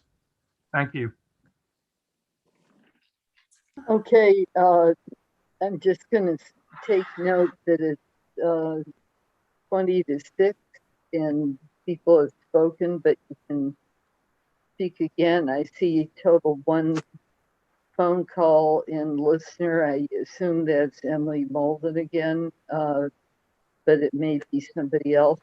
You should raise your hand. If anybody else on the board has anything you'd like to say, this could be the time. Otherwise, it's time to close the meeting. Dave? Yeah, and I appreciate what Marianne and Lori are trying to do with the tertiary, but even if you had a secondary dwelling, you could still rent it to a year-round person. So I would prefer just to see four structures on those 2 lots myself. And that's just my personal opinion. So you don't want the additional condition that is one that Megan had raised in response to somebody else's comment. Is that right, Dave? I would like to see it restricted to primary and secondary only. No tertiary. Ms. Geddes? Yes, when I came to the planning board meetings, at the first meeting, they talked about having one of the lots take away the Teteshri. It has never been discussed that both lots be taken away, the Teteshwari, until this evening. Well, I think we need to reach a closure. Yeah. Madam Chair, if I may. Yes. A lot of the times what we'll do is we'll restrict it to a primary and a secondary on one of the lots, and a primary and maybe a tertiary on the second, for a total of two, or two on each for four. I think we've done that over on Cliff Road that I recall. That was a compromise. I think it's really kind of open for debate, and as we're looking at where we are today, again, I would concur with Dave. I would feel comfortable with 4. I was going to speak up because I didn't necessarily agree with 5. I think we're kind of pushing the envelope a little bit. We're already bending a little bit with waiting on town council and their opinion, and we have the discretion to approve. With that discretion, I would be comfortable just approving the 4 with that 8th condition that Nat brought up, to restrict to 2 dwellings per lot, and that's what I would vote for. Ms. Geddes, is that acceptable? Well, I mean, my cousin Shannon, who owns 17 Evergreen, just got approved to subdivide his lot, which is I did. And I believe he got the 3 on one lot and 2 on another lot. So that's more than is being proposed here, right? That's 5. Did that lot meet the conditions that we didn't have to kind of alter, that already met the legal conditions without having town council put their opinion to it? So I think that was a different situation. They didn't have to get an opinion from town council. Again, I think Marianne, you may have an opinion about this. I think to move this along, and it's difficult because we can't really speak to my client off the record here, but I think to move this along, we would have it restricted to a primary and secondary dwelling on each lot. And then if in the future, Lori, we need to come back and try and get a modification, and it would really just depend upon what the circumstances were at that time. I think I prefer to see a primary and a secondary on each lot, so that if we were to rent the secondary, or frankly the primary, to a year-round person, they would be of adequate size, because a tertiary is quite restrictive as to size, and it's not big enough for more than one person household. Exactly. Would the board maybe consider just letting me put a Teteshwari in my basement of my dwelling that's here, that I would use as a year-round rental? Yeah, Laurie, that's an accessory use, and we'd have to take a look at the bylaw and see how that works. But I think for purposes of getting an approval this evening, we should go forward with the primary and secondary. I think we need to move along here. Is there a motion to close the public hearing? Yeah, so moved. Second. Nat moves, Dave seconds. Nat? Yes, aye. Sorry, Madam Chair. Dave? Aye. John? Aye. Fritz? Aye. Judith, aye. Now on the merits. Nat, you want to go for that? Yeah, God. I'll make a motion to approve the subdivision with the conditions, the 1 through 7, and adding the 8th condition of primary, secondary per lot as the 8th condition. Megan? No, I was just going to say Is that right, Megan? Almost. There's recommendations in 2 different staff reports. So the first one had 7, followed by an additional 5, which would bring it to 13, followed by yours. Sorry. I would just say all recommended conditions outlined in the staff report. With the addition of the 2 dwellings. And then just for procedure reminder that it's the 4 members voting on the Right. merits for this one. So it would be the staff reports, 12 recommendations, and the 13th will be this 2 dwellings per lot. Yeah. Yeah. Okay. Sorry about that, Megan. Okay. That's okay. All right. So You also need the try- findings under 1.05. The first one, correct. Yeah. Correct. All right, I'll second Nat's motion. And And where did Fritz's motion fit in? that was just the initial finding that it is in Okay. harmony with the general purpose and intent of the bylaw. Okay, John, you want to make a motion then? So I'm seconding Nat's motion to make sure that finding was included. Okay, and that's the requisite number according to Megan. Okay, let's take a vote here. Nat, Aye. John, Aye. Fritz, No. Dave, Aye. Judith, aye. Nope, I don't think you can vote, Judith. That's the 4. I can't vote. No. Sorry, Judith. Because you missed out on the first one. And when we talked okay, about the last right. minute with the Mullen Inn, what I didn't realize was that 2 meetings couldn't lapse. So I thought you might be able to mull it in for this one, but that's actually not accurate. Okay. So it's just the Thank you. 4. That's fine with me. Sorry. Okay, so we've got 4 votes aye and 1 not voting. Three ayes and 3 ayes, 1 1 nay. nay. Right, thank you. Are we done? Done, okay. Motion carries.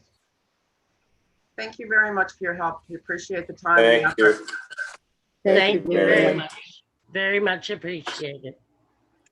Okay, PLSP 2021 06-0136 and PLSCB 2021-06-176 Gary and Kimberly Green, 6 and 8 Hydrangea Lane.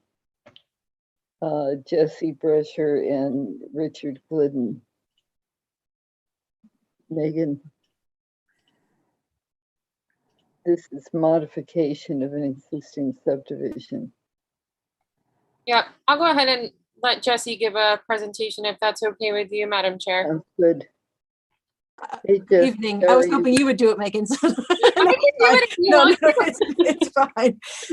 So it's basically the Creams own the property at 6 and 8 Hydrangea Lane, and they would like to merge the lots so that they can place an addition on the property.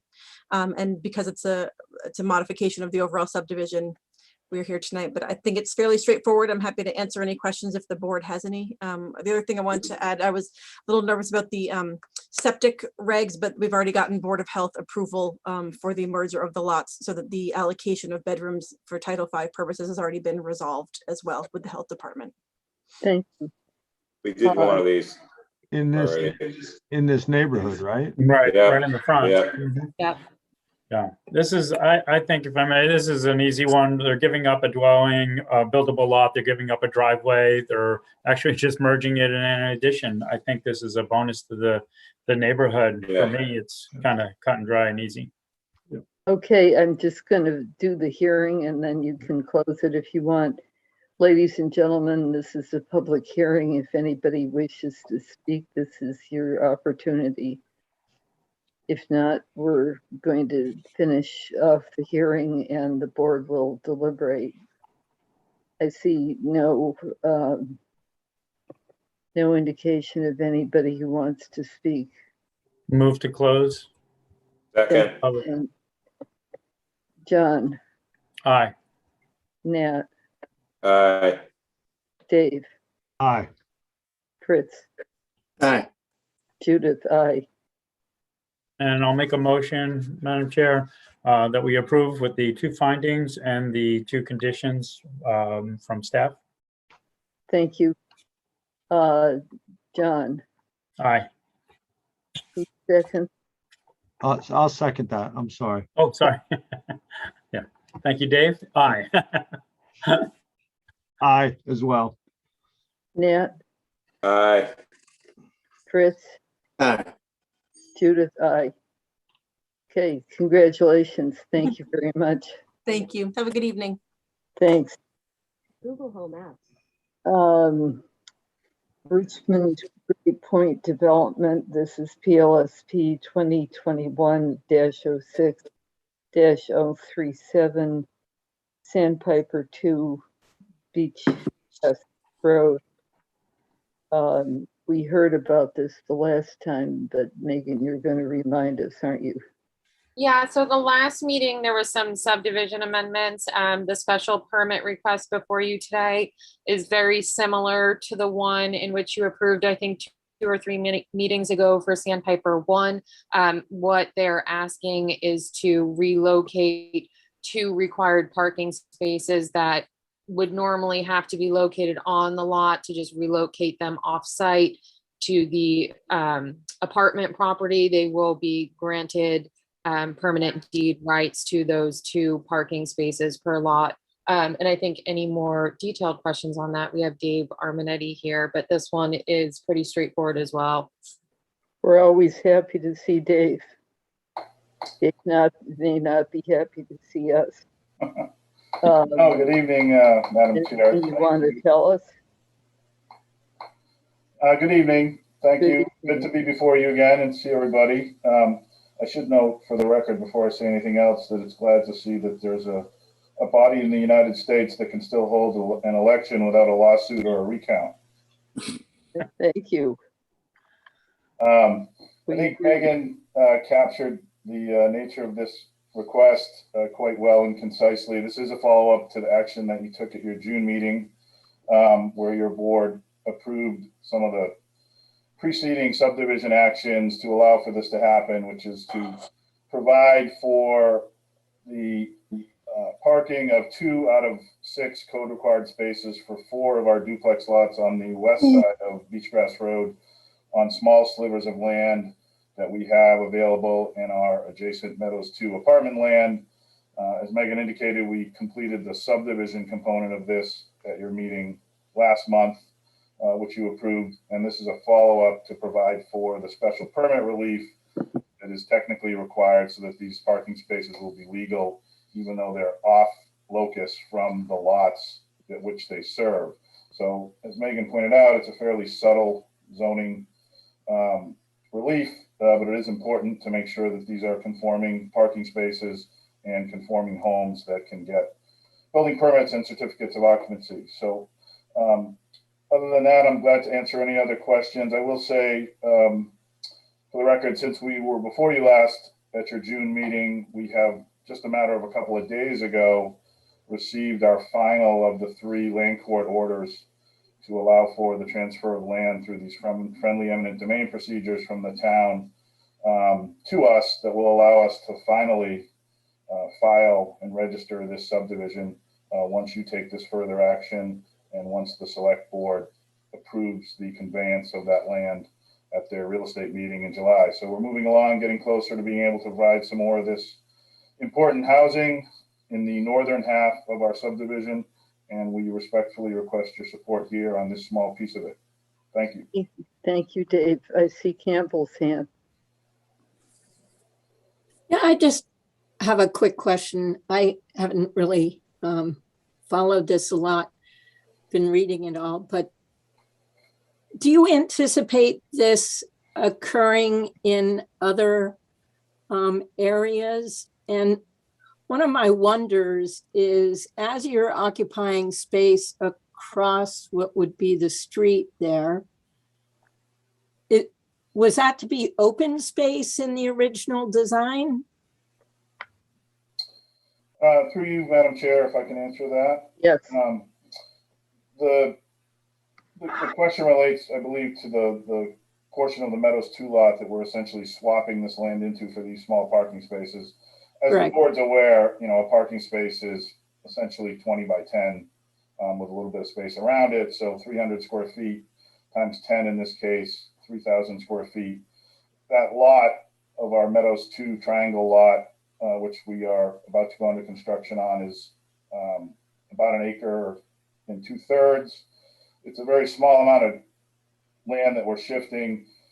it was going to be open space in terms of being undeveloped, but not active open space per se. If the board remembers, I think the majority of the board that was involved last month will recall part of the evolving design of this through the staff, through Andrew and Leslie and Megan, was to tweak it a little bit, to move the spaces further to the south, away from the actual active open space, which is further to the north.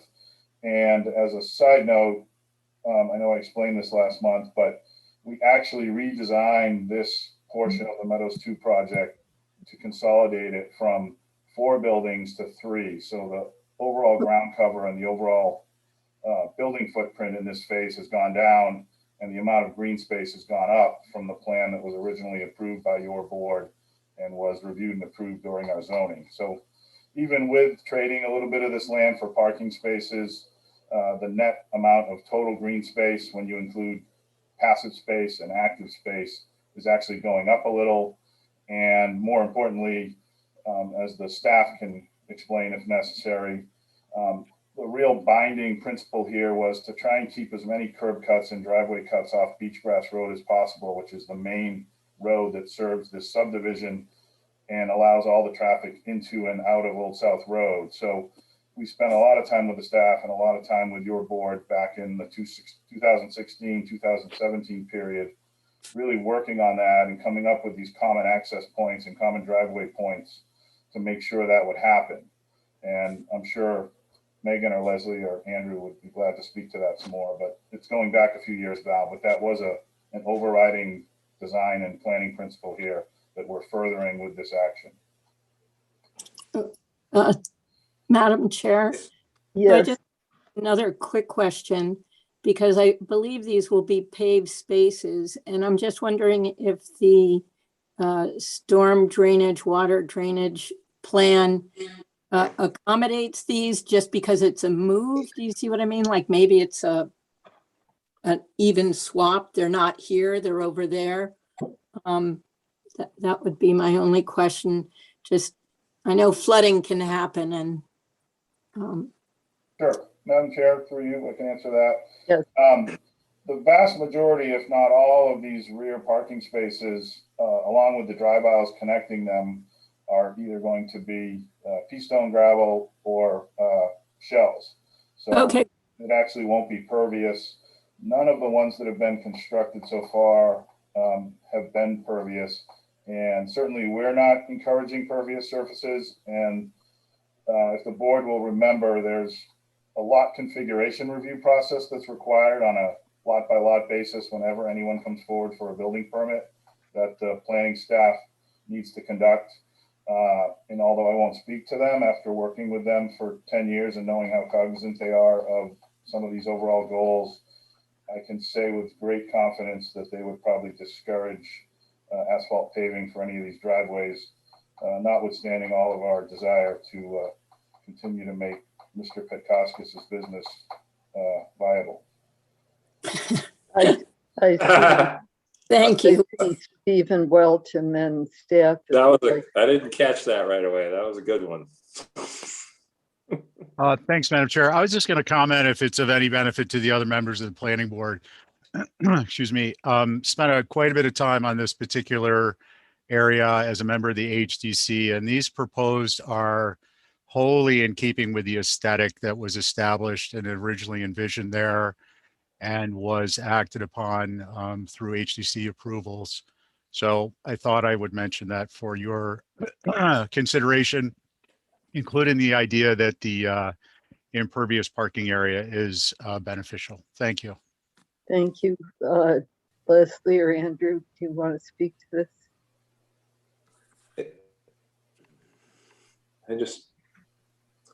Yes. Judith, can I just make a sort of a general comment, if that's okay? Oh, it's Leslie. Did I just interrupt you? Go ahead. Sorry. I just wanted to say, Dave did work with us, with Andrew and Megan and I, on addressing a lot of changes that we had asked for them to make. And I think, having the, appropriate amount of spaces for these homes, as well as, being able to accommodate some space behind them for yards and outdoor spaces is a good thing. So we're supportive of the application. Thank you, Leslie. Nat? Yeah, I just kind of was gonna say my version of what Leslie just said, that this is the incubator of the workforce housing bylaw.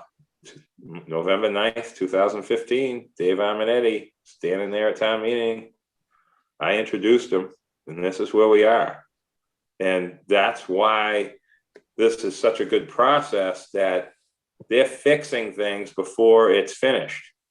Seeing problems, taking a big mess and turning it into nice places to live is really, I mean, we've never really done it like this before. So I'm happy that staff is working directly with them, like Leslie said, and fixing some of this stuff before it's finished, and then you really can't fix it. So thank you, everyone, for working together on this. Andrew, anything you wanted to say? I would just, second what's already been said, but I do, want to remind Dave and everyone, and as I'm sure he knows, is that we spent a lot of time on that plan, Yeah. and, set aside areas for open space and entrances into the subdivision.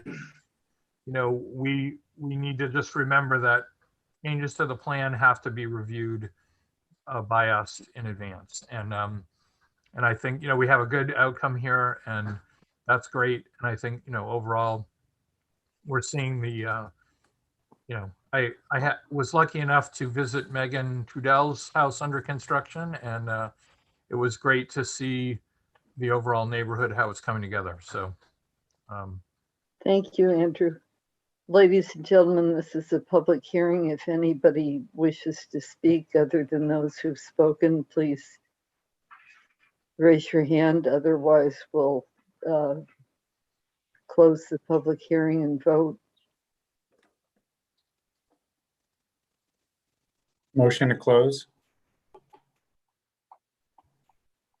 Second. That was John.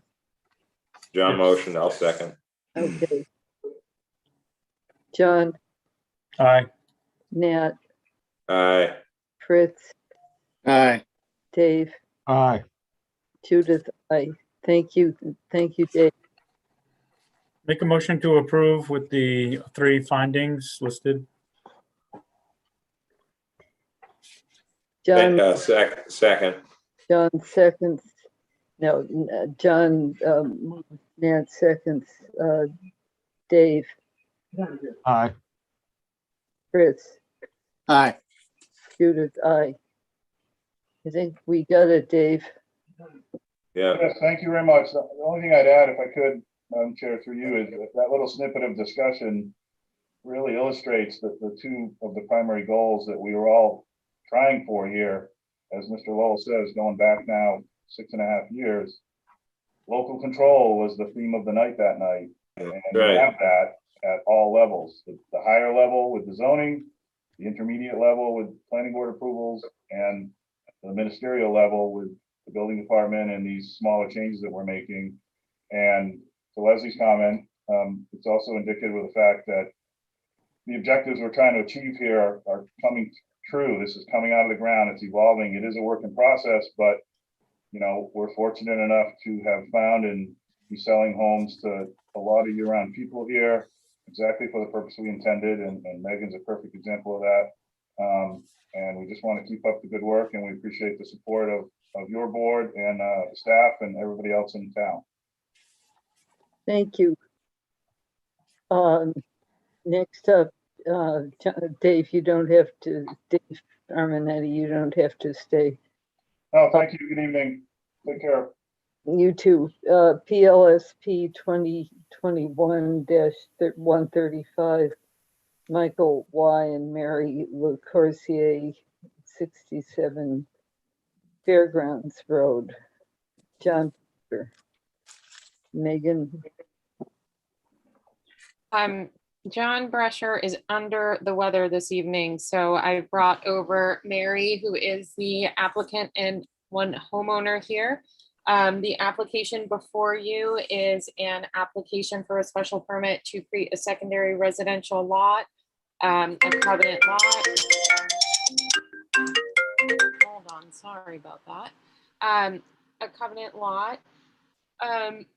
The proposed covenant lot will be accessed by an existing driveway easement, and the market rate lot will be accessed by an existing driveway, both coming off of Fairgrounds Road.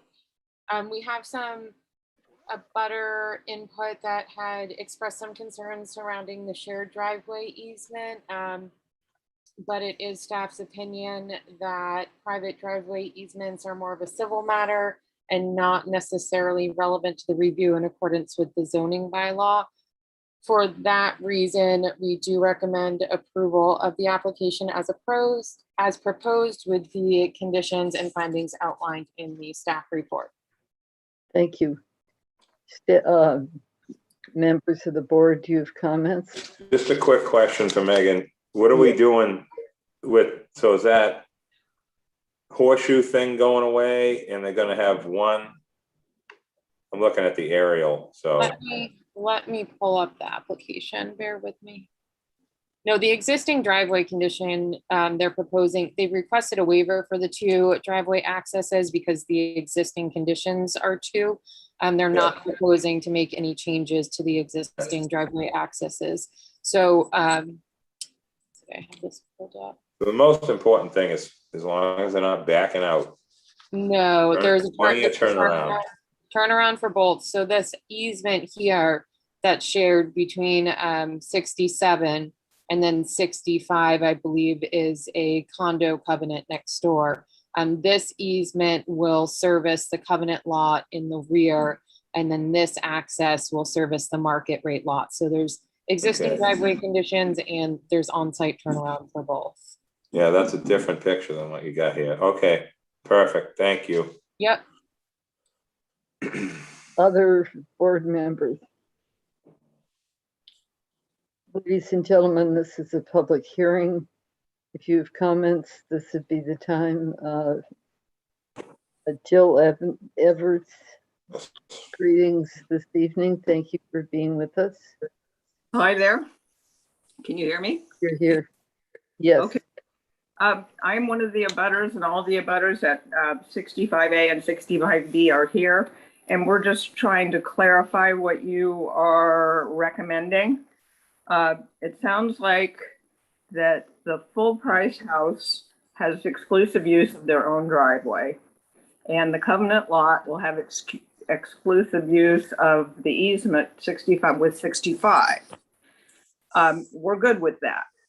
We just don't want 4 households on one driveway. I think if the little Corsiers use their own driveway and the new people to use our driveway, I think that would be equitable. Megan, do you want to address that? She's looking puzzled. What's that? She's looking puzzled. I'm looking for a plan. Hold on. The actual plan that was submitted. So I don't know, the board can't, take away the easement rights to utilize that driveway as it exists today.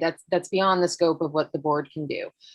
However, from a practical standpoint, what is being proposed is that will be the access for the covenant lot, and the other access will be for the market rate lot. So there will be 3 households on our driveway, not 4. That's what we want to clarify.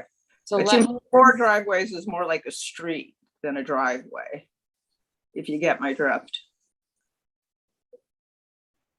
This is the plan that's being presented.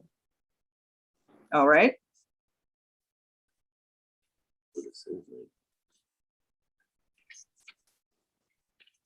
So the Corsiers have their driveway and the covenant lot has the use of our driveway. Yeah, the board can't take away the rights to use that common easement. That's not something that they can do. So the Corsiers can have 2 driveways and use it for their covenant lot? That doesn't seem equitable to me. So Megan, can I say something? This is Mary LaCourciere. Yep. We purchased this property. You were asking whether she was watching that or not? With the easement in place and the 2 parkings as you see it. We have the front access. There was a horseshoe and we were asked to get rid of that, so we got Yeah. rid of that. And the back drive, where it says gravel drive to the back of our house, that was also existing, and the covenant lot that we're proposing, they will pull onto that new lot to park in there. They won't park in the easement, as Jill does not park in the easement as well. So how will they access that lot? they will access it through the easement, which we all have the right to. And let me finish though. So what we don't want to lose that parking in the back for our lot, because we have access to the basement there, and we actually have. You have to use that to access the lot, unless you want to take down our arborvitaes that have been there for 15 years and are on our property. So Jill, we're not proposing to take down the arborvitaes, but if you actually measure where they're planted in the easement. And what let me finish, please. What we're proposing, what we have submitted to you guys, is the existing driveway that we have, the front driveway, and then we also have a parking space in the back, which was in existence when we purchased the property. And then there was an easement in place to access the covenant. And when they access the covenant, and they will park on their own, they won't park in the easement. And we have looked at that with the surveyor, and we're confident that they can, without taking out any of the existing trees that are in the easement, by the way, they can access that back covenant lot, because we want as much protection as well. So my other question with your excuse me, one at a time. That's what I was going to say. I don't know who's speaking, but we shouldn't all speak at once, if that's all right. All right, am I still on? I think Nat was about to say something. No, I just wanted just for the one point here, just for everyone's, mindset to calm down a little bit, is this house could be built as a second dwelling by right, whether it's a covenant or not. So we'd be having the same discussion, whether it was a second dwelling or a covenant. And when you have existing conditions like this, we've seen this kind of thing before, where something has to jiggle a little bit, but that's what the layout of that easement is right now. The surveyor can't just pretend it's not there. So I think that what the owner is saying is they're going to move the access towards their, into their land slightly to make space to get in there. Is that what I'm hearing? Yes. Yeah, we're not. Okay. Yeah. So you can dip in. It's actually right at the corner of the existing parking that's in the back. We're probably going to reconfigure that so they can dip right into their back space there. So we don't have to disturb any of the landscape that is in the easement already. Yeah, and that little gravel thing works good for turning around. I've had to do that myself several times. So that's good to leave that in its existing state. Okay. Thank you, Madam Chair. I have one more question. I'm sorry. Could I have one more question? Yes, you can. Upon the surveying of the driveway, it appears most of the driveway is not in the easement. So shouldn't that be corrected?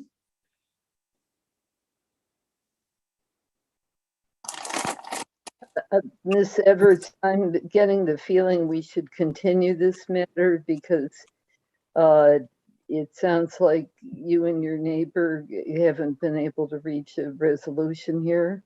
Well, she hasn't discussed anything with us, so it's been difficult, unfortunately. But Ms. Everett, if you don't mind, we'll stay civil here for the planning board and not.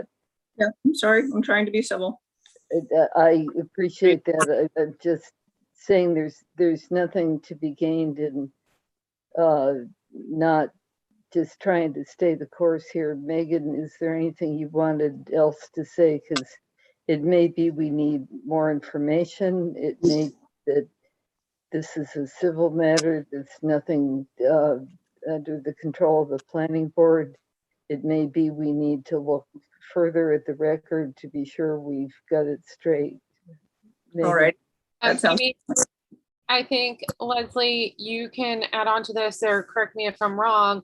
but I think the application presented and before you today to be reviewed in accordance with the zoning bylaw complies with anything required of the zoning bylaw. The issues that the neighbors are having surrounding the driveway easement is something they're going to have to take up amongst themselves outside of this planning board hearing, not really having anything to do with the approval of the covenant lot. So everybody heard that? Can I just ask one question for staff? Please. Are they going to be coming back with an A&R for this? Yes, Megan? yes, they will be. I actually was talking to Jeff Blackwell about that today. He thought it had been submitted. Evidently it had not. I never received the email with the submission. So yes, I would assume that would be on August's agenda. So if we approve the secondary lot as, the application and get that moving, then these other issues can be cleared up on the A&R, because it has to be clear on that. So is that the right way is that a good idea for this, so we don't get bogged down in this type of situation? So are you saying Leslie? that we should I'm saying that they're going to clean continue? up they're going to clean it. Well, no, we could approve this, but they're going to have to clean this up for the A&R final approval of where everything actually sits on the lot, is what I'm saying. Which lot are we talking about? Can I respond to that, please? This is Mary LaCourciere. Okay. We did talk to the neighbors about the access to the easement swings over onto the other property, and that's just been grandfathered. It's been that way for 10, 15 years.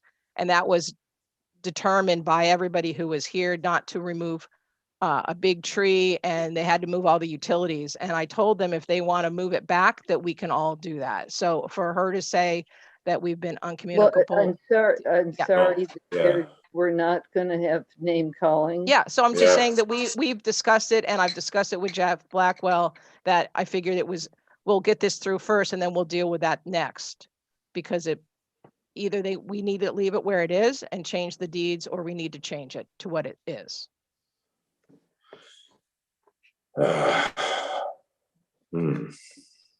Leslie, do you have anything you want to say? Jeff's not on, right? No. Megan. Okay. He thought this was going to be. I think you could include a condition that says, prior to the issuance of a building permit for the secondary lot, that the driveway is either reconfigured within the existing easement area, or that a new easement area is identified and shown on a plan and recorded at the registry and all of those things. So that way there's flexibility for them to either keep it the way it is and adjust the paperwork, or move it to a new location and adjust the paperwork. Yep. Sounds like a wise resolution. Ladies, are you content with that? Dare I ask? I am. Are you asking me? I'm fine with that. That's fine with me. Ms. Edwards? Oh, hold on, let me bring her back. Yes, that works with us. Holding the permit is a pretty big one, so I think that's a good suggestion. Okay, I see Ms. Edwards is the only hand, so for anybody else, this is a public hearing. If you need and want to speak, this is your chance. Otherwise, we'll close the public hearing and take a vote. I make a. Somebody like a John's muted. Make a motion to close the public hearing. Thank you, John. Nah. Nat, was that an agreement? Yes, I'd second. Okay, Fritz? Aye. Steve? Aye. Judith, aye. Okay, on the merits, what Leslie said, somebody. I'll make a motion to approve with the 3 staff recommendations, and also the 5 conditions, with Leslie's comments in summary, to hold back the permit until the resolution of the driveway easement conditions has been, the driveway easement conditions have been resolved. Leslie, is that consistent with Leslie what? said it better. Yeah. Okay. I'll second that. John moves, Nat seconds, Fritz, Aye. Dave, Aye. Judith, aye. Okay, thank you, everybody. Thank you, ladies. All right. Another matter or two and we're done. PLSP 2021-04-0124, Johanna Gutzman, 8 Mill Street. Megan, you can speak, and then I know Linda Williams will want to speak. Sure, I just brought over Stephanie as well as Linda. Stephanie's the homeowner. Linda Williams representing the homeowner. Linda, Stephanie, are you with us? I'm here. I believe Stephanie's here. I'm here. Stephanie is the homeowner, Linda? Yes. Okay, thank you. Megan, is there anything you want to say beforehand?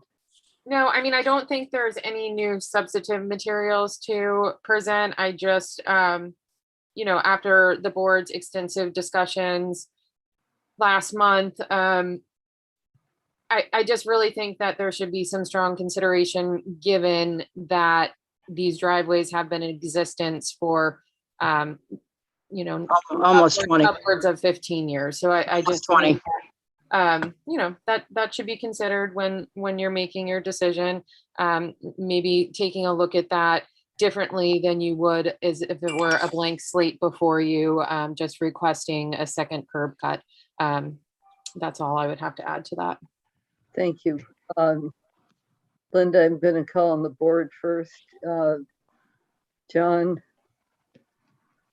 No, I think we had extensive conversations about this. The only thing I would like to see if there's any comment, I think we had mentioned about the second driveway having something similar to like the honeycomb and grass, so it didn't appear as if it was, you know, an actual driveway. And I think we talked about that in a couple of different areas, and I mentioned it last time for the Brant Point area that we were talking about. So I don't know if that was a consideration from the homeowner. I'm perfectly fine to consider that.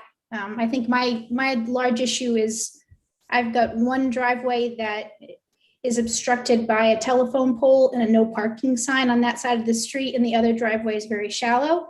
So if I have to compromise with you on a surface condition in order to make them, I don't know, more palatable, I'm happy to do so. I am very grateful that the house has always had the 2 driveways because it is difficult to park more than one car at my house right now without them. Thank you, Ms. Conceal. And Madam Chair, through you. I wanted to go through the whole board. Okay, I just wanted to bootstrap on what Stephanie just said. I'd still rather go through everybody. Okay, that's cool. Nat? Yeah, I appreciate that. I do remember talking about those grass block things. The key thing here, I did a lot of looking over the last month over there, and I've been around that area forever, and sometimes you kind of have to, you know, look at with a different pair of eyes for these things. And what I've noticed, and I did check with staff on something that I think is significant for us moving forward, because when these applications come in, you got to really look at them. Well, one thing that I didn't realize is you can have a wide driveway that can fit multiple vehicles, but that's just considered a plain old curb cut, you know, all set, because that property just happens to have the right space for that. Other places, you're lucky you can get 1 or 2 small ones for 1 car each. And that's the key thing is with this one is doesn't make a yellow line across the street. Yes, it has existed for 20 years, but it doesn't affect the parking. So on the street, we're not taking away a space by giving her a space. So that's very important in these decisions that when they get made. And you know, there's again, the other issue is that stack parking is worse, because now you have people, and I don't like saying some people don't know how to drive, but you know, some people don't know how to drive, and it's difficult when you have stack parking. Now you got to pull out, somebody's got to wait, somebody's got to back out. You know what I mean? It gets confusing. It's on the side of the street that doesn't have parking, and it's a one-way street, so it makes it safer and easier. So, you know, I see this as not a big deal at all. Unfortunately, the short-term rental issue got plugged in somehow, which is none of our business. And we shouldn't be even thinking about something like that when you're looking at these type of applications. So, thank you. Fritz. I'm basically in the same position I was. I'm opposed based on the scenic and historic integrity of the neighborhood. Thank you. Dave? Yeah, so I mean, it's been there for 20 years is part of it. And the other part for me is if we deny this, what are their options if they want to move forward? And I fear that their options may be to build a second dwelling instead, which is going to add more bedrooms and more cars to the street. So I think it's important that we take action to not let that happen and keep it to a one-bedroom garage instead of a full second dwelling, which could be another short-term rental issue for the neighborhood, not to mention parking issues. So I think that it's a situation where if we approve, it will be better for the neighborhood. And that's what my thinking is at the moment. Thank you. Campbell? Hi, thank you. So I've had a couple of thoughts on this. One, I think there is enough land for them to create a turnaround so it doesn't have to be stacked parking. But that aside, one of the arguments that was being made for approval by the applicant's representative pointed out a lot of what were called non-conforming driveways throughout the neighborhood. I found that problematic as an argument. And I'll just share a quick story. Here on Appleton Road, a lot of the people on my side of the street, the odd numbered side of the street, had created horseshoe drives and second curb cuts, and they were there for a very long time. And then a business, a home-based business wanted to move in and applied for a legal curb, second curb cut, which, brought the neighborhood up in arms. And the end result after going to court was that all the non-conforming lots had to create conforming parking. And so I'm just trying to say that pointing out non-conformities may actually create greater problems for everyone if they all had to become conforming or get permits and things like that. So I just sort of wanted to caution against using that as a strong argument for a second curb cut. Thank you. Ms. Williams. Well, first off, you do not, absolutely, given the grade change and everything else and where the house is situated, have enough room for any turnaround whatsoever, and it's not required on that street. Every single person on that street and Mill Street and Angola and New Dollar backs out, every single one, because nobody has enough room to do any turnarounds and they're not required under the bylaw. So that doesn't work. As far as nonconformities, I said one was nonconforming. The protagonist in this is nonconforming with a 30 some odd foot wide illegal driveway, but that's beside the point. The point is that most everybody in that block, that square, who has enough room to get 2 spaces has gone and gotten 2 spaces, which is a majority of the properties in that square. Because they want to get off the street. Parking on the street is very limited. And if you want to talk about impacting scenic integrity, it's people parking on the street. So if we have to back in, back out to let another car in and out because we don't have the other space, which is the original space, the one on the left, actually, when we want to put into the grass blocks, which is fine. It already has a Belgian block apron, so it already does comply with that, which is one of the conditions. Parking on the street is contrary to scenic integrity, but that's the norm on Nantucket. So if you put her 2 driveways together, they actually equal several of the side-by-side parking spaces in the entire block, all the way around that square, Prospect, Mill, Angle, all that stuff over there. So we don't have any actually more driveway capacity or width than a majority of the driveways in that block. So we just happen to have them separated because we have an infill house from the 80s, which was sort of an anomaly in itself. But that's why Pepper Fraser's parents put the second driveway in, because they had 2 cars and you can only get 1 car to the north and really 1 car driveway to the south. And they don't have enough room to do what everybody else has done, including majority of the street, is to have 2 side-by-sides, mostly brick, on that street. Don't have enough room. So that's why she'd like to keep them both. It doesn't force a car out into the street, or it doesn't force that craziness that Nat was talking about. I think Dave talked about it, where you have one person has to back out, let the other car out, then the other person goes back in, and then they have to vice versa. It stops all that chaos by simply allowing the 2 side, one on one side, one on the other. So it doesn't really create a negative impact on scenic integrity.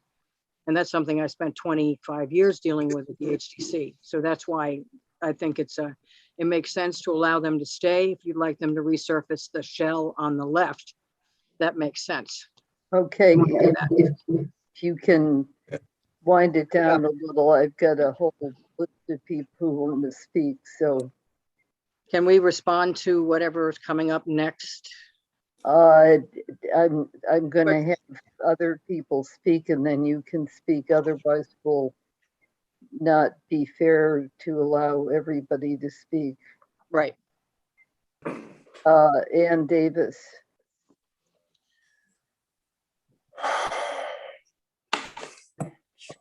Thank you, Madam Chair Wegner. I'm Ann Lingaman Davis. I live at 15 Mill Street. I'm a direct abutter to 8 New Mill. My husband and I are weighing in as neighbors because we received notification asking for a butter's comment. We wouldn't have commented any earlier because we haven't been asked any earlier about how we feel about the double driveways at 8 New Mill. Well, I would just say we've had a good deal of comment coming in from people. They may be from other people, but I think we probably have 10 or 12 said comments, just for what it's worth. Oh, but I meant, I'm sorry, I meant I wouldn't have commented in years past because I wouldn't have, I'm only asked to comment when I got our butter notification. Okay. This property has an unapproved non-conforming driveway. Both driveways have no curb cuts. It's advertised widely as having 2 driveways with enough room for 4 cars. To pile 4 or possibly 5 cars into your side yard on either side of the house, visible from the street, is not in keeping with the intention of the historic district. This particular neighborhood cherishes its open spaces, both public, a block away on Mill, and the private ones in the form of open and inviting yards. I just want to be sure you know that we've had at least a dozen people giving comments along those lines. You're certainly entitled to speak your piece, and we're happy to have you here. But I just want you to be aware that you're not alone in raising these questions, okay? Oh, thank you. We see this kind of violation as detrimental to the character of the ROH's natural and historic context. I agree with the board member, Fritz McClure's assessment last month that permitting a second driveway would have an effect on the scenic and historic integrity of the neighborhood. And just in closing, this morning I woke up very early and I was thinking about Joni Mitchell's lyrics. They came to mind. They paved paradise and put up a parking lot. Thank you, Madam Chair, for hearing me out. Thank you, Ms. Davis. I mean, no disrespect to anybody. I'm just trying to be sure everybody gets their piece of the action, okay? Patricia Bellman. Yeah. Can I mean, who are we talking to? Oh, you got the public. Yes. Hi, hello, I'm Pat Beilman. My husband, David Poor, and I live at 17 Mill Street, which abuts the backyard of 8 New Mill. David and I have already spoken before this board, and I thank you for the opportunity to speak again and for your dedicated work here on behalf of Nantucket. I apologize, but before I begin, could you kindly confirm the protocol for speaking at this meeting? I realize there is a respectful back and forth between two sides, but I just want to confirm that the neighbors have the same opportunity for rebuttal as the owner's representative. Is that correct? I'm doing my level best to be sure that that's the case. Great, thank you, Madam Chair. My husband, David Poor, and I fully support the thorough and well-documented points that my neighbor Ann Lingaman Davis has presented. We also want to point out that the owners have a right to build the garage apartment. That is not the issue. We respectfully disagree with the proposal for 2 driveways at 8 New Mill Street for the following reasons. It is setting a precedent, which was a comment made by one of the board members, John Trudell, last time. He said, I'm really, really concerned about this, and cited the other properties around town that had started to request second driveways.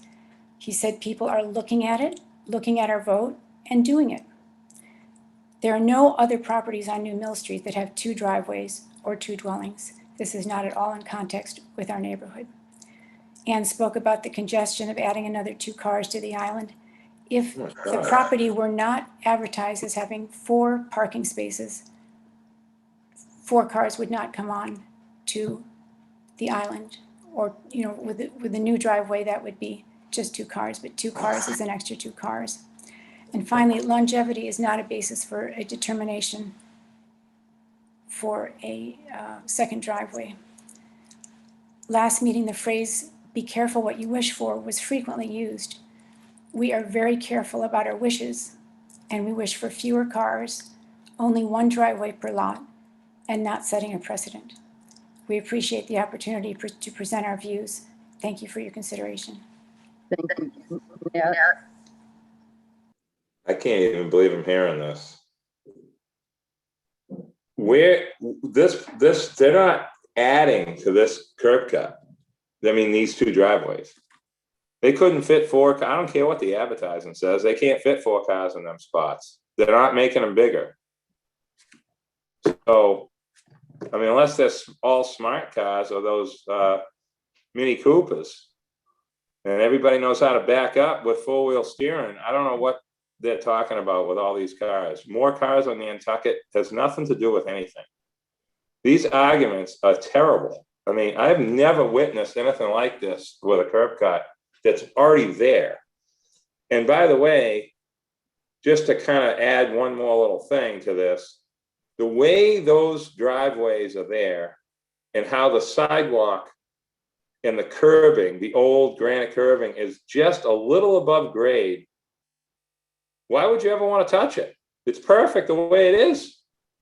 It's one of the best jobs I've ever seen. You wouldn't want to touch that curbing or those bricks.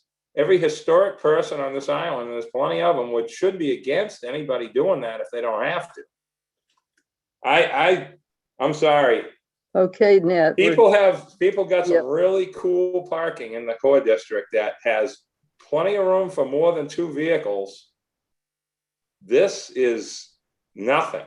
compared to some of the other stuff that we've seen. So I'm sorry for getting a little upset, but I don't see any argument at all. Okay, is there anybody else, a member of the public, who wants to speak to this matter? If Other not, than me.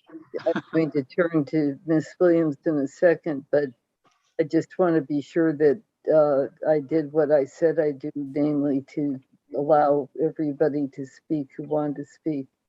Ms. Williams. I agree with Nat. I mean, I've been involved in town politics for 38 straight years, 10 years on the planning board and 20 plus I'm involved with the HDC, and I have never seen anything like this or arguments made like this. We've just everybody. I'm sorry. I'm going to call time but I here. want to just go back to some of the facts. Well, keep to the facts, but yeah. Let's not. I'm just disappointed. I've never seen it before, but all right, I'll stay to the facts. The two driveways could have stayed there for the rest of their lives had they not come in for the garage apartment through the planning board, which you granted them that relief to build the garage apartment. And if it had been a secondary dwelling, we could have applied for the second curb cut to remain as part of the secondary dwelling. Obviously, the bylaw has to be sort of massaged there because they look at garage apartments differently from secondary dwellings, which would have been a lot bigger structure. They have an over 7,000 square foot lot, and they can certainly build a larger structure in that backyard, which would again engender parking. But this is a situation where it's a one-bedroom garage apartment. You guys asked the applicants, the owners, to come back to the planning board when you gave them the approval for the garage apartment because you realized that we had to have the parking spaces dealt with. So they agreed and they came back, and this is what they've dealt with for 3 months, both here and at the HDC. It's getting tiring. But they're not planning on putting 4 cars in there. I believe Stephanie has said to me that she does not advertise space for 4 spaces because the only thing they park on that north one is 1 space, and that's all Pepper Frazier's parents ever parked there. And there's a room for maybe a stack situation on the right, but they have 1 car. So it's not advertised you can bring 4 cars. She advertises don't bring a car because you're so close to town. And it says, again, back to the rental of the structures, which has nothing to do with you guys or the neighbors. The one across the street is rented all summer, and I believe the Poor's house is rented until the end of September. So it's not about what we do as far as a residential use, particularly after town meeting, but there's nothing additional being added here. If she decided not to build anything, she could keep those 2 spaces and they would continue to go along on their merry way for another 20 or 30 years, long past us. So this is a specious argument at best, and we're just asking to keep what she already has, not force a car out onto the street, not force the craziness of backing out so the other car can get out so you can go back in and then do it again, a half an hour later. I mean, okay, enough. Ms. Davis, you've already had your opportunity, so I'm not going to call on you again. Ms. Williams, are you nearly done here? Yes, and there are other spaces around that whole square where there are 4 parking spaces in a parking area, which have 1 single family dwelling or may have a cottage also. But there are others all in that group, and they're all over town where they can get, if they can get more than 2 spaces, they go for it. We're just asking for the 2 total, just 2. That's it. Ms. Davis, as I said a minute ago, we've already heard from you. I really am trying to be even-handed here with everybody. Is it something pressing that you haven't said before? Yes. I have Pepper Frazier's ad up here, and it says. I'm sorry, Ms. Davis. Okay. I'm not going to entertain further evidence from anybody. I have let everybody who wanted to speak, and I've got the proponent and allowing them to speak, but we're not going to have back and forth if you don't. Okay, I'm a stickler for detail. Well, so am I, and I'm trying to be even-handed here. I hope. Thank you. Okay. I'm sorry. Okay, I think your hand is down now. If there's anybody else who hasn't spoken, who has yet to speak, who has not yet spoken, this is the time to do it. Otherwise, we'll entertain it closing the hearing.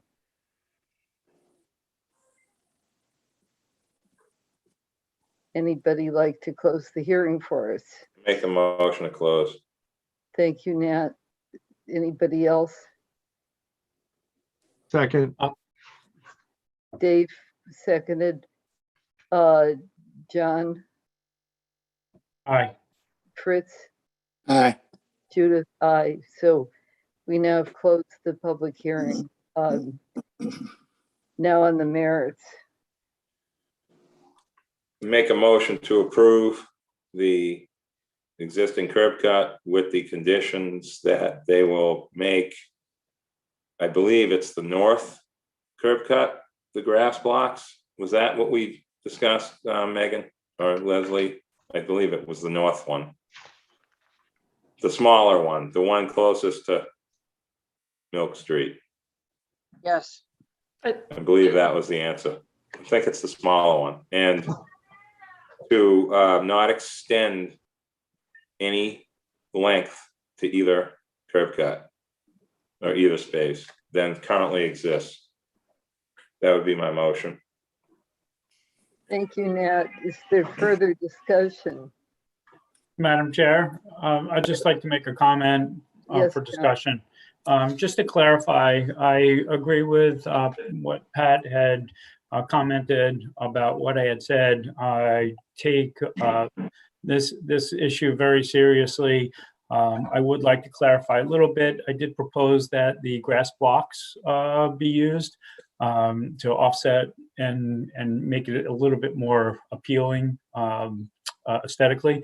Also, it's a little different from having a curb cut that never existed and having somebody come before you and creating a second curb cut.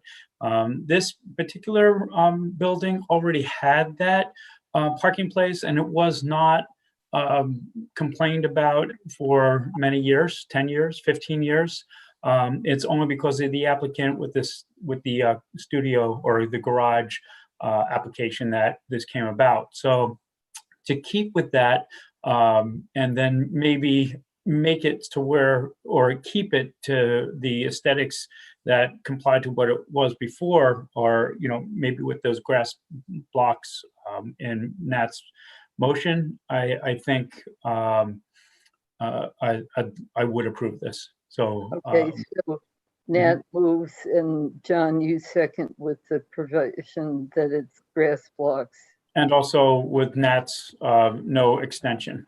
And no extension. Yes, and I will. Okay, I will second. That's Nat's motion, John seconds. We're at the point though that did we close the hearing already? Yes. Yes, okay, then 2 more votes, Fritz? Are you asking for a vote or comment? Yes. Vote? Yes. No. Yes. Dave? I vote no. Thank you. Yes. You refuse to vote, huh? Dave? Yes. Yes, so we've got Nat and John saying yes, and Fritz and Dave saying no. No, Dave said yes. I said yes. Okay. Then we've got Nat, John, and Dave all saying yes, and Fritz saying no, and I'll say yes. So that's 4-1. Thank you, everybody, for your patience and your time on this. It's been a long haul. Thank you very much, Madam Chair. Thank you very much for your consideration. I appreciate it. And I'd like to thank all the neighbors for speaking. And Ms. Davis, I appreciate your desire to be fair, and I know you appreciate my effort to be fair too. Okay, next up is PLSP 2021-6-134 Cathcart Harbor View 2, 4, and 4.5 Cathcart Road.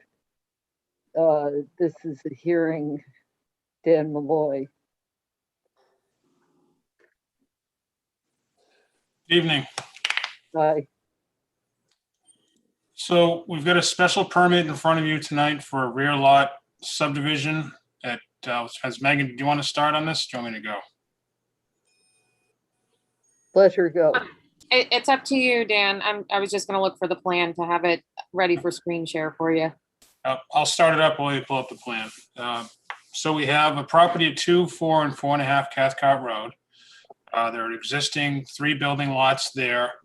We're in front of you tonight for a rear lot subdivision to essentially move or alter the property lines within the property to keep it 3 lots, but move the lines around. We're in front of you using the rear lot provision strictly due to the regularity factor. We already have 3 lots, as I mentioned. We will only have 3 lots when we're done, but the rear lot provision allows us to reconfigure the frontage and the buildable area on the lots to make them more usable. That's essentially the reason why we're here with the rear lot. If it wasn't for the regularity factor, we would have just done an A&R plan conventionally and not had to come before you. I know there's been some questions from different people and abutters in terms of what's going on with the property, where does it stand, what's the development. So a few things I just want to throw out there, just so everybody's aware. So as I mentioned right now, there's only 3 lots existing. There's already a deed restriction in place, limiting it to 3 lots. So if the board is inclined to act on this and wants to put a restriction on this, that there'll be no further building lots, we're perfectly fine with that. It's already restricted that way. And there's also a building restriction line that goes across the north side, yeah, right there, of building 3 of lot 3. I'm sorry, lot 2. So there's also quite a bit of restriction in place as it stands right now. And as I said, we're not looking to make more lots. We're not looking to add any more buildings than we could already. We're strictly looking to keep the 3 A&R lots we have now and make them more, basically reconfigure the lines. That's it. Thank you, Dan. Megan, anything you want to say? Yeah. No, just to echo what Dan had already presented, that this essentially is just a lot line reconfiguration here. You're not adding any density, increase in density or increase in building lots. It's essentially a lot line adjustment. Okay, I'm going to call on the board, and then I see Kevin Dale and Emily Molden. Board members.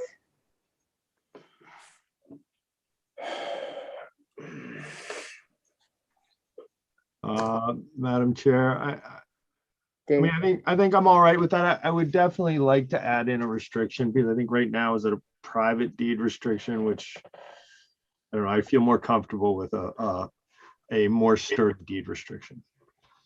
But other than that, I'm good with it. Okay, Fritz. No comment at this time. Okay, Nat. Yeah, the way Dan explained it is, I get it, what he's, sort of cleared it up for me. The way they're reconfiguring this and the existing deed restriction. Is this going to run with the land forever, Leslie and Megan? These restrictions, it's not like a sunset or anything. Restrictions that are enforceable by the planning board run in perpetuity. You just have to make sure that there's proper grant of enforcement of the restrictions. So it would go with the title if somebody bought the land, let's just say. Okay. Campbell, I called on the public before I called on you, so I need to do that. Mr. Dale, Kevin Dale.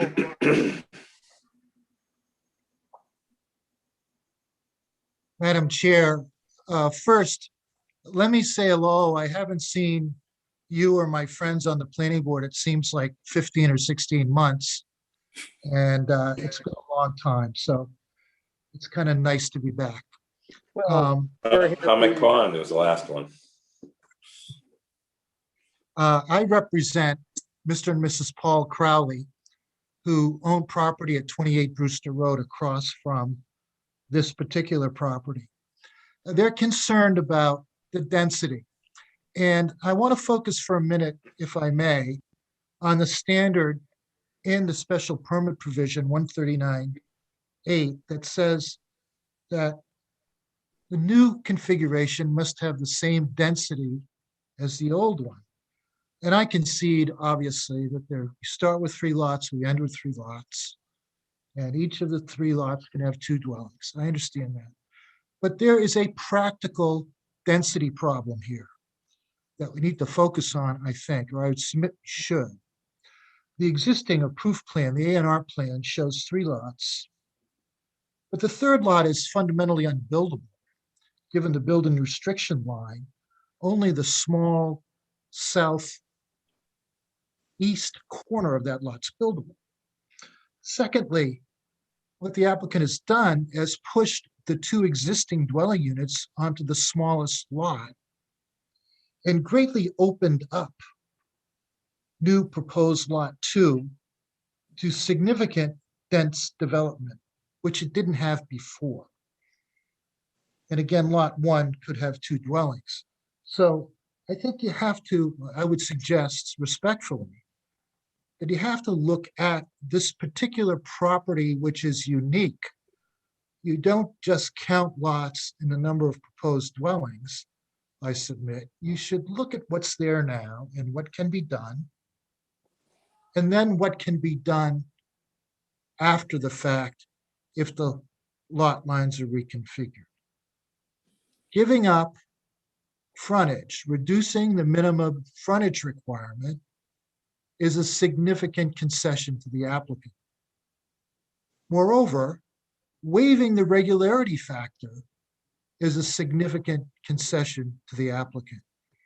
So my suggestion is, in return, the applicant should make concessions to the planning board and to the neighborhood. And I agree there should be no further subdivision. And that should be a condition if you grant the special permit. But more than that, I submit that you should limit the number of dwellings to proposed lot 1 to 1 dwelling. And thirdly, put a condition in the special permit, if you choose to grant the special permit, that says there can be no exterior construction activity on any of these lots between Memorial Day and Labor Day. That would be fair because frankly, proposed lot 2, even with the building restriction line, which really isn't a prohibition line, it allows structures no greater than 14 feet in height north of that line. Proposed lot 2 is going to, I submit to you, be available for 2 very large dwellings, a cabana, a pool, and a tennis court. And I think that that's likely to happen given the other properties the applicant has developed on the island. So I think it's practical density that you need to look to. I think asking the applicant to make some concessions, just as the planning board has made concessions on regularity and frontage, is reasonable. And I'd be happy to answer any questions. Thank you, Mr. Dale. I'm going to finish calling on people and then we'll cycle back if that's all right. Emily, Molden, Brian, Strawn, and Campbell. Sutton. Thank you, Madam Chair. Emily Molden for the Nantucket Land Council. I submitted a letter to the planning board that was in your packet with several questions and comments about this proposal. I'm definitely a little bit concerned by it. And to start with, this was touched on somewhat, but I question how this proposal qualifies as a rear lot subdivision. I definitely would appreciate if either the planning board or staff could address that. Looking at the purpose and the provision of the bylaw, this proposal for the lot line reconfiguration is just not typical. It doesn't contain a rear lot that needs access. It certainly doesn't include an untaxed roadway lot. So I'm curious whether the rear lot subdivision provision has been used for this type of lot line reconfiguration in the past. And I think that's really significant because as was suggested in the planning board packet, you all, or in the staff report, you all need to be able to make a finding that this complies with the provision for rear lot subdivision. So I would look to you for further deliberation on that, because my interpretation of the purpose is that it just may not be an appropriate use of that provision. And certainly it's been made clear that the reason that the applicant is looking to this provision is because there's an allowance to waive some of these standard requirements. As you've heard, they're asking to create less conforming lots than currently exist. And before considering whether or not to do this, I also think the planning board, as Mr. Dale suggests, really needs to understand what the potential change will be for the density, not just in an increase of the number of lots, but also dwellings, also considering an increase in ground cover that may result. Maybe there's additional restrictions because of the present configuration that will be eliminated if this is approved. And this is a sensitive area.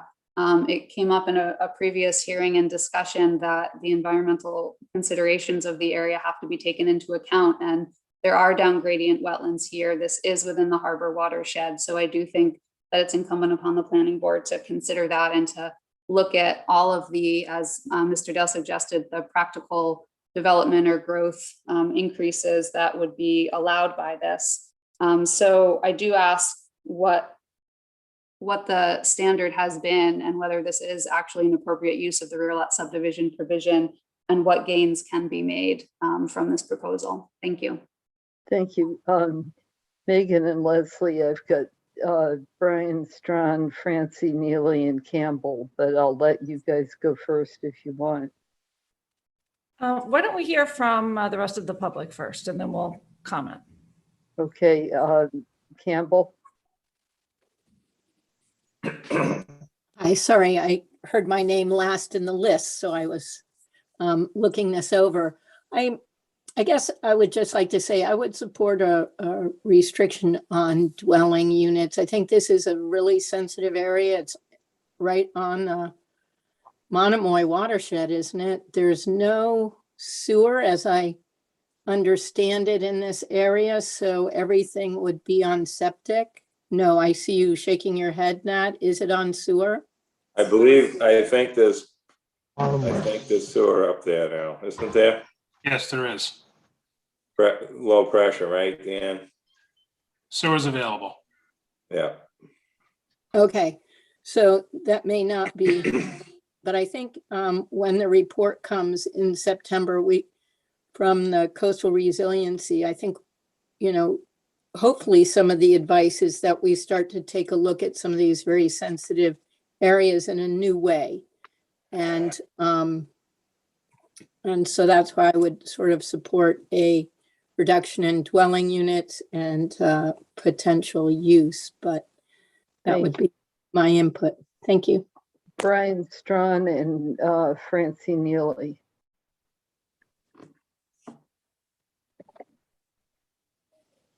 It's Brian Strahan. Can you hear me? Yes. Sorry. Yeah, so I'm at 6 Cathcart. I'm right next door, and I just had a couple comments. One is obviously directly. Thank you for being here. Oh, thanks for having me. So I don't have any representation or anything. I'm just as a next door neighbor. I'm just trying to get some understanding of. There was a platform that was built over the weekend there, and it was real down close to the wetlands. Actually, it's probably within 10 feet of the wetlands, and and the bottom floor is probably, the first floor is actually a 3-story building. So I don't know the height restrictions down there, but it doesn't make sense that they could actually build something that high there. That's one question. And second question is the house right next door on 4th Cathcart, the back cellar door is actually on my property. It was just a mistake when they built the house, Mr. McGreed. So I just don't know how you rectify that stuff, or I'm just concerned about the size of the dwelling myself. We'll speak to that in just a second, as soon as we hear the last speaker, Francie Neely. Okay, thank you. Thank you. Hi, Madam Chair. Hi. I am Francie Neely. Thank you very much for recognizing me.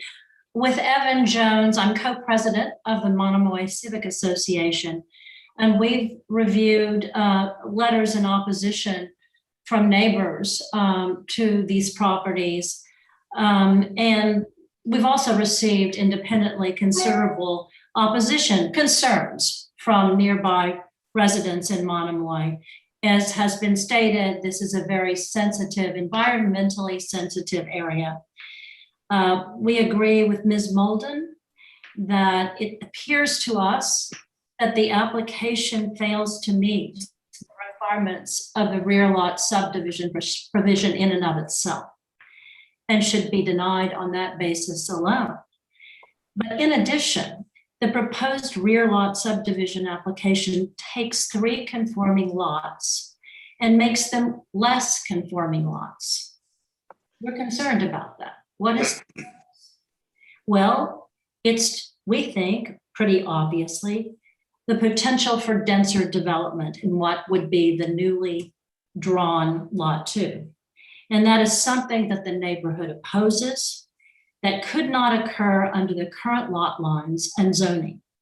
Again, the proposal is widely opposed and inconsistent with the neighborhood, with Monomoy and Cathcart roads. So we respectfully request that the application be denied, and I appreciate very much your consideration. Thank you. Okay, Megan and Leslie, there's about, I don't know, 6 questions there, so have at it. I think I can help answer a lot of those as well, if you want. Okay, maybe I'll just start with the bylaw. I mean, the purpose in section 8E does reference density, but more specifically further down in section 3A, it references the number of building lots shown on an A&R plan. So there's an A&R plan in your packet endorsed by the planning board. I'm assuming that's been recorded at the registry, and there are 3 conforming lots on it.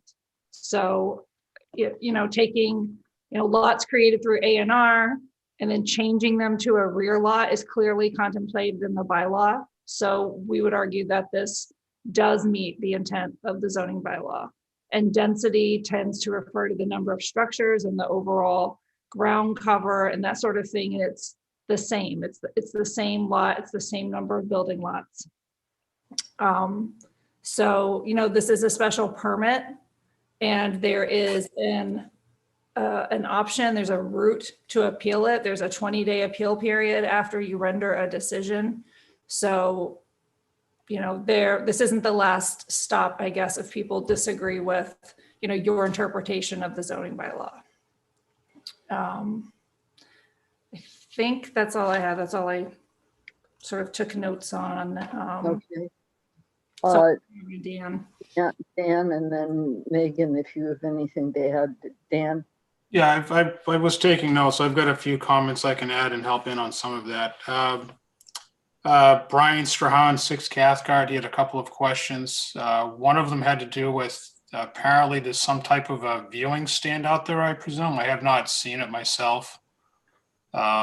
So I'm not, it sounds like he's talking about some type of viewing platform was just constructed out there for people to take a look, I assume. If in fact it is built north of that no build or building height restriction, then it's certainly not representative of what can be done in that location. So I haven't seen it myself, so I can't really answer more than that, but it sounds like it's a viewing platform. But if it's in the wrong location, then I can understand his concern, but we can't build to the height it sounds like that viewing platform is built to, and probably the spot it's in. I'm not sure if that completely answers that question. That's the best I can do on that one. Dan, has Ed Pesci looked at this at all? Ed typically would not get involved in an application like this one. Okay. The second question, Megan, can you put the plan back up for a minute, please? And if you zoom in on, I know his question, if you zoom in on lot 3 on the existing house.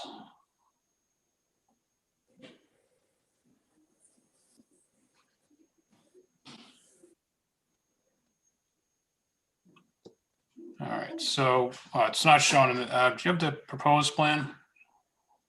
Sorry.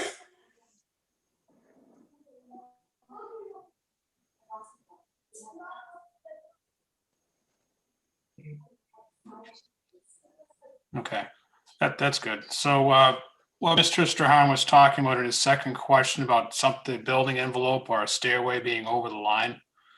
On the eastern side of the property, you can see the red line is the proposed property lines. And adjacent to that, just to the left, there's a dashed line that comes up off of Cathcart Road as parallel. Yep. There's a dashed line. It's a no-build line that's on our property. It's a restricted vegetative buffer requirement that was put in place by prior owners. And if you follow that line down, when they built the existing house, you follow to the south, the existing house is partially within that envelope. That's the area Mr. Strahan was talking about. So at some point, this is not a planning board issue, but at some point in time, it's a private issue with the owner and Mr. Strahan in terms of deed restrictions. Either the house will have to be moved to correct that encroachment in the restriction area, or they'll have to negotiate some change to that restriction with him. But there is along that side, it was a 25-foot buffer zone restriction, and it goes right down the property line. It's on both our property at 4.5 as well as Mr. Strahan's at number 6. That'll answer his question. And I think we answered, there is sewer available, so there are septic systems active right now, but everything will be connected to sewer. And I know there was a question about the resiliency and flood issues. There is a wetland to the north of the property that's on the property. However, the building areas on this property are easily, in the most part, 20 feet or higher than where the wetland is. So I understand the concern about flooding, but we will be at a much greater elevation than the wetland.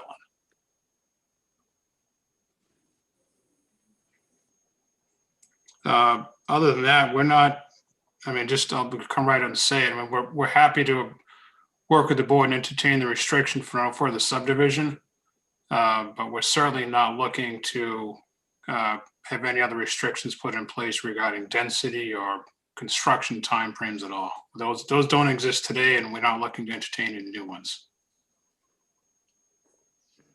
Mr. Malloy, I wonder here with the 20-day appeal process, how you feel about that. Well, I mean, that's up to the abutters. If they're that concerned about it, then obviously that's their opportunity. Okay. Can I just ask a couple questions, Judith? Yes, I see the same 3 folks, Brian Strawn, Emily Molden, Kevin Dale, again, folks, and I'm trying to be even-handed to everybody and not have repeaters if that's possible. So just bear that in mind, Nat. Just want to ask Dan some nuts and bolt questions that he knows the answers to. That's what this is really all about. Lot 3 is, I'm assuming, is it, right? The dwellings that are there, is that 7%? Lot 3 cannot be increased at all. It's maxed out. Right. Okay. So on lot 3, on lot 2, the new lot 2, whatever we're going to call it, how much actual buildable land is there in that lot now because of all those wetlands and the lot line restrictions and these other things that are in there that whatever they are? Like, what is it actually in buildable square footage? Well, the non-wetland area we've got on there is just shy of 195,000 square feet.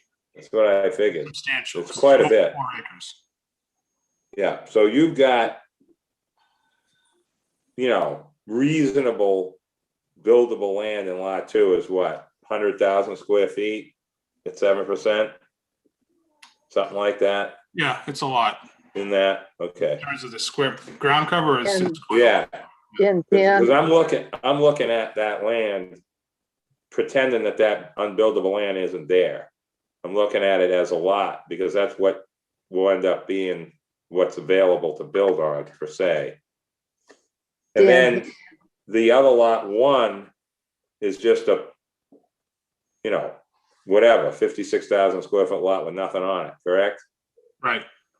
Okay. All right.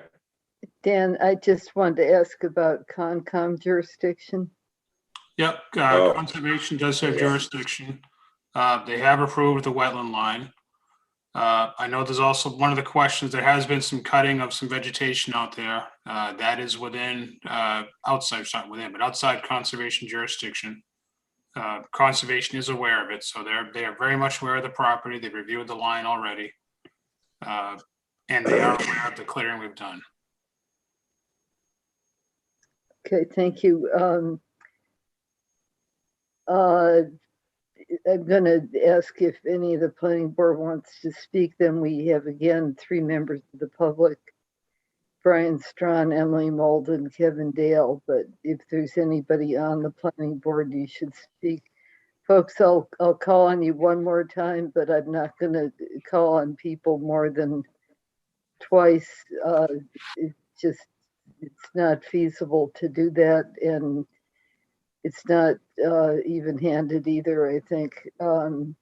Fritz? Madam Chair, yeah, thank you. I just need to go back through. I see 3 lots and I see 3 lots, and so I don't understand where the rear lot subdivision comes in. So somebody needs to walk me through why this is a 3 lot. Rear lot subdivision special permit.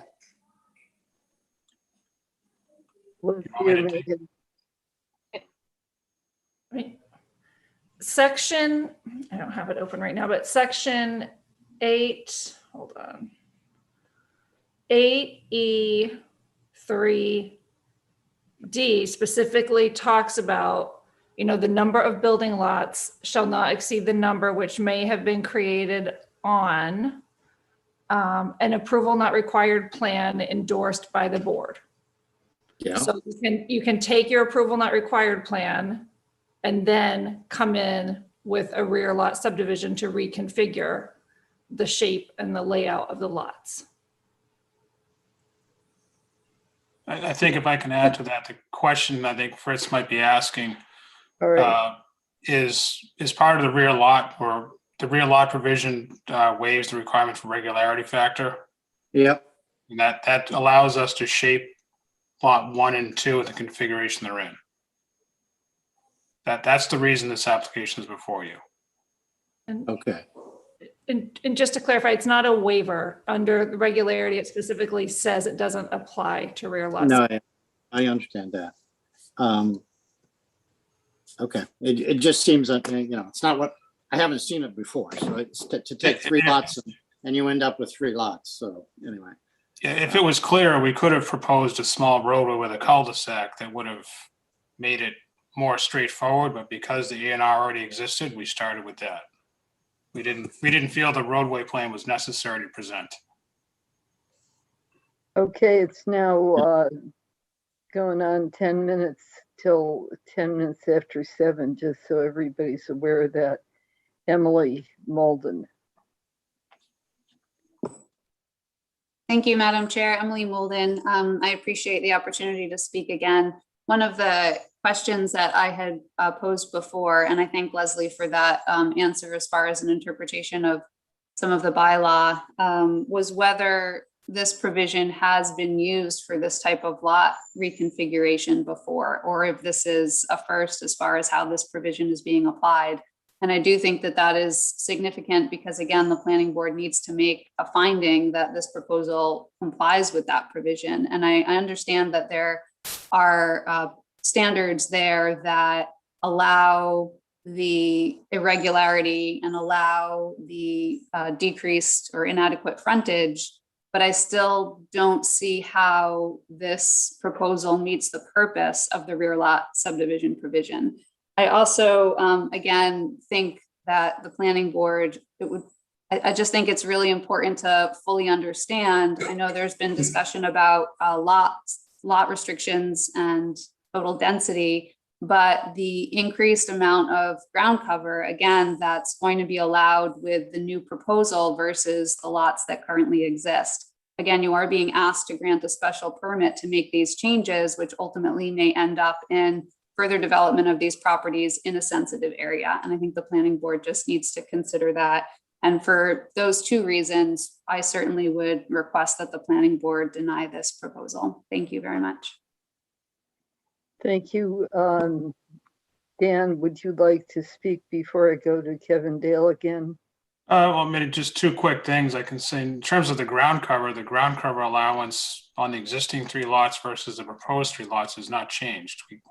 You can't grant us more ground cover. All we're doing is by shifting the lot lines around, we're changing lot areas, but the allowable overall ground cover on the property has not changed. It can't increase. So there's that answer. And then coming back just quickly to whether or not this even fits the definition of a rear lot. We've done a lot of rear lots. I don't recall one we've done in an A&R form like this recently, but for simple clarity, we could have just proposed a right-of-way with a cul-de-sac that showed 3 lots. That is what everybody's used to seeing. But it's not required, and it's certainly not necessary here because we already have 3 lots to start with. So I understand the question, but I certainly agree it's not necessary. Leslie, did you want to comment? I would just say, I read that section of the bylaw to you all, and it clearly contemplates the conversion of an A&R endorsed plan by the planning board to a rear lot. So I don't think there's any question about whether or not this, meets the intent and the requirements of the bylaw. Thank you. Mr. Dale.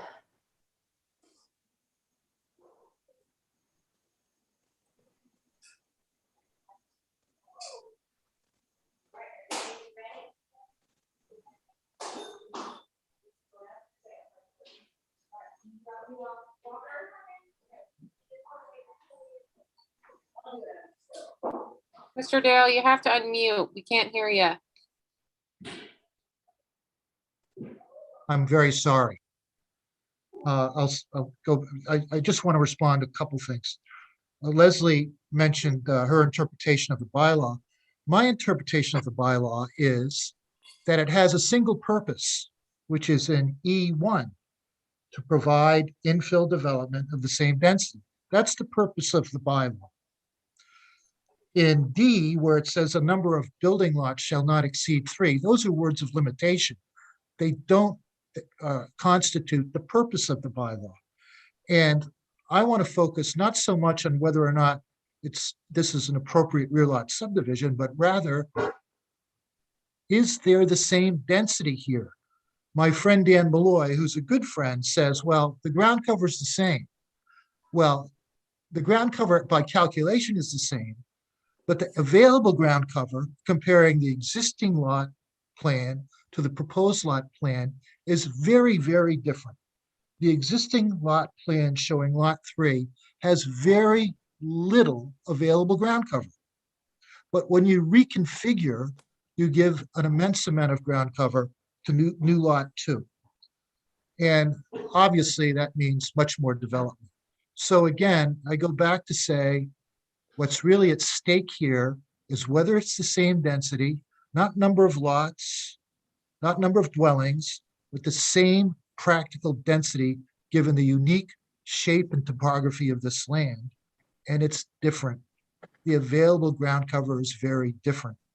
And if I would ask you to deny the application, or in the alternative, put the restrictions I requested on. No further subdivision, no construction between Memorial Day and Labor Day, and limit the new lot 1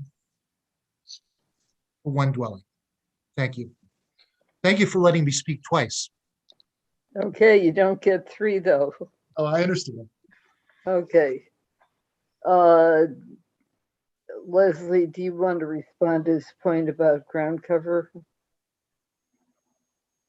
I don't have the specifics on the ground cover. I would defer to Dan Malloy on that one, but relative to his request about a construction limitation, I can't think of a single instance where the planning board, and same for the zoning board, has limited, construction activity out in the LUG and larger districts. The board even stopped doing that in the MMD. So I think that's sort of above and beyond what you would normally do. These are large lots, and there's already a fairly short window of construction time out here. So it has a tendency to just prolong the activity. But apart from the timing of it, what about his point about ground cover versus number of buildable lots? Dan may want to speak to that. Well, what I would say is the ground cover is being shifted. I mean, could we max out ground cover? The only limitation on ground cover on the existing configuration is the fact that there's a building restriction line in place, but what that exists today, that exists yesterday. So that's there regardless of the lot configuration. As the lots stand today, the existing lot 1 and lot 2 are bigger in terms of functional area than we're proposing in some places now. So I could certainly, from a building standpoint, I could utilize lots of ground cover as it stands right now and max out houses and probably have more ground cover than we could use. There'll be more ground cover under the proposed configuration than someone can likely use. Okay, I'm going to turn to the board now, Dave. Dan, would it be just fair to say that we're not changing the amount of ground cover or density? You're just proposing moving it around in the lots. So we're not getting any more ground coverage no matter how we adjust the lots. The ground coverage will remain the same over the 3 parcels. It's just where it exists on the parcels, correct? That's correct. So so changing your lot lines is not going to afford the developer more ground cover. Yes, maybe more on one specific lot than on the other, the way you have it laid out, but in the end, it's the same amount of ground cover on these parcels, correct? That's correct. Okay, thank you. Do you want to say anything else, Dave? No. Okay, Fritz? I don't have anything. Okay, John and then Nat. Yeah, we're all, when we look at the lug 3, we're looking at 9.91 acres. You know, nobody's really saying this, but we have 30,000 square feet of ground cover to build on the 3 lots. It's already 3 lots. As Dave said, as Dan said, we're not adding any more. It's just how we proportionally put the buildings up. With these are large lots with 431,679 square feet. There's just 3. These, by Nantucket standards, these are, you know, towns. I see the concern with wetlands, and what we're doing is I don't necessarily agree with the conditions that Dale had said, with the exception of the subdivision. I think that is a good condition to put in. When we're looking at separating these into 2 smaller lots into 1 large lot, in my experience in building, I've found that, yes, there are going to be larger buildings on that larger lot. But as far as density, it's still going to be restricted to how many buildings you can put up there. They're just going to be larger. But as far as a tennis court, as far as a pool, I'm sure there's going to be a cabana. I'm sure there's going to be a second dwelling, and I'm sure there's going to be a primary dwelling. This is a trophy home, and nobody said it, but it is a trophy home, and we do have a lot of trophy homes. And I think a lot of these trophy homes aren't used 12 months out of the year. They're generally used for a couple of months out of the year. People will fly in, they'll use it for a weekend, fly out. There's actually going to be less use with a larger structure or a larger lot configuration here. The smaller ones, if it was to remain the same under 3 smaller lots, I think we're going to get more build out. I think people are going to put the maximum size house. the maximum size garage, the maximum size pool, cabana. They just might not put a tennis court there. So I think we're, I've just seen this, and as you look around the island, where this is located, just to the right, down the street, down on South Valley, Middle Valley, these are trophy homes. So I think we have to look at it as long as they conform to wetlands, setbacks. They've done all their inspections. Yeah, I don't want to say we need another trophy home, but this one is destined to be a trophy home. And if we can consolidate it into one and kind of taper back the other ones, I think you're going to have less density on the whole. So I can't believe I'm saying that, but I'm kind of in favor of the reconfiguration. Thank you, John. I don't know if that makes sense, but that's how I feel on this one. Thank you. Nat, I think you haven't spoken. Yeah, no, I got some questions answered during this conversation that I wasn't 100% sure of, so now I get it.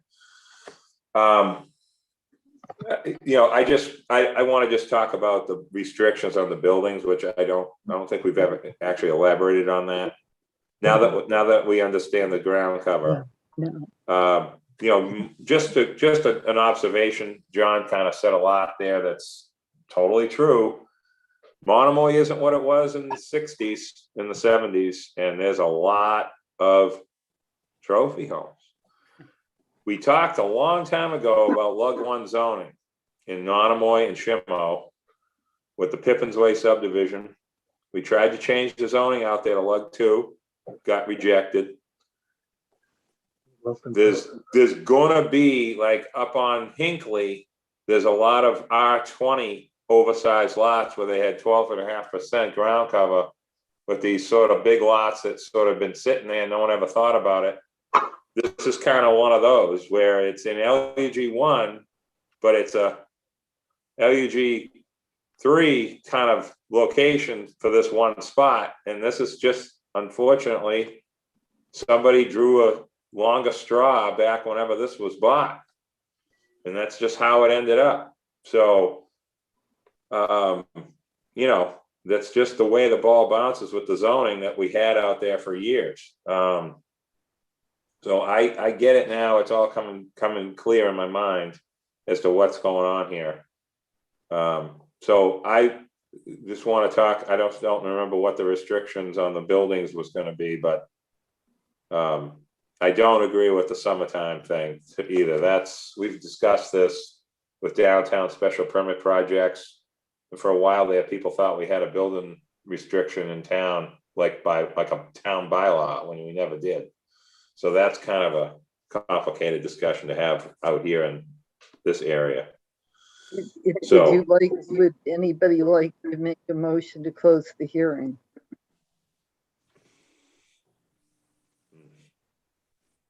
John said, I'll make a motion, I think. Anybody else second that motion? Second. Fritz seconds. So we've got John and Fritz, Dave. Aye. And Nat. Aye. Okay, so the hearing's closed. Now to the merits. John, I'd have to say I thought that was a very articulate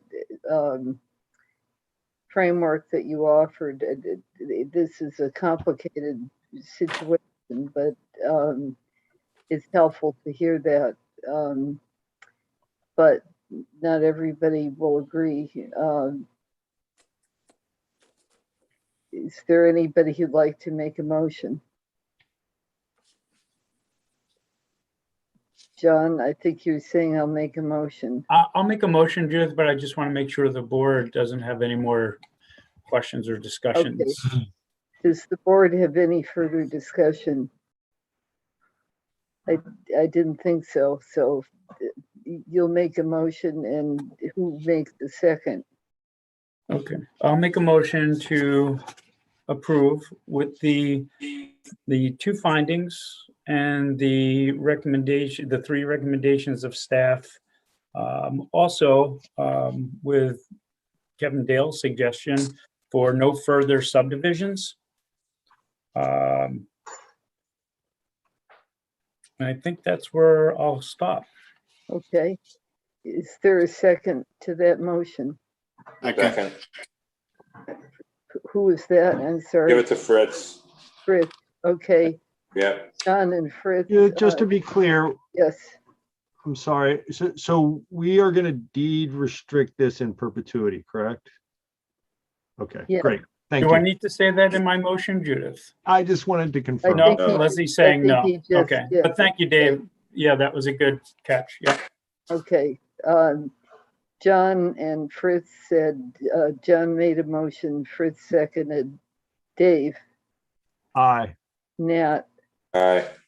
Judith, aye. Okay, I think that's it. I think we also have to approve the A&R. Is that correct, Meg? Yes. Okay. So I'll make a motion to approve the A&R. Which one, Megan? Oh, just the A&R to implement the special permit. Dan had submitted that to be approved. For the rear lot special permit. Oh, okay, thank you. Who'd like to make that motion? That's my motion. John, Second. Fritz seconds. Dave, Aye. Nat, Aye. Judith, aye. Okay, so we've got that covered. Well, another one. It's only 7:35. Thank you for your time tonight. Yeah. Well, I'd have to just compliment everybody, both on the and attention to the public and to each other in terms of the commentary here, and also to say it was very helpful to have the discussion with the select board. So good job, everybody. So we will, pardon? I just want to make a comment, if that's okay, Judith. Please. I just want to just sort of apologize a little bit for my heatedness on number 8, New Mill.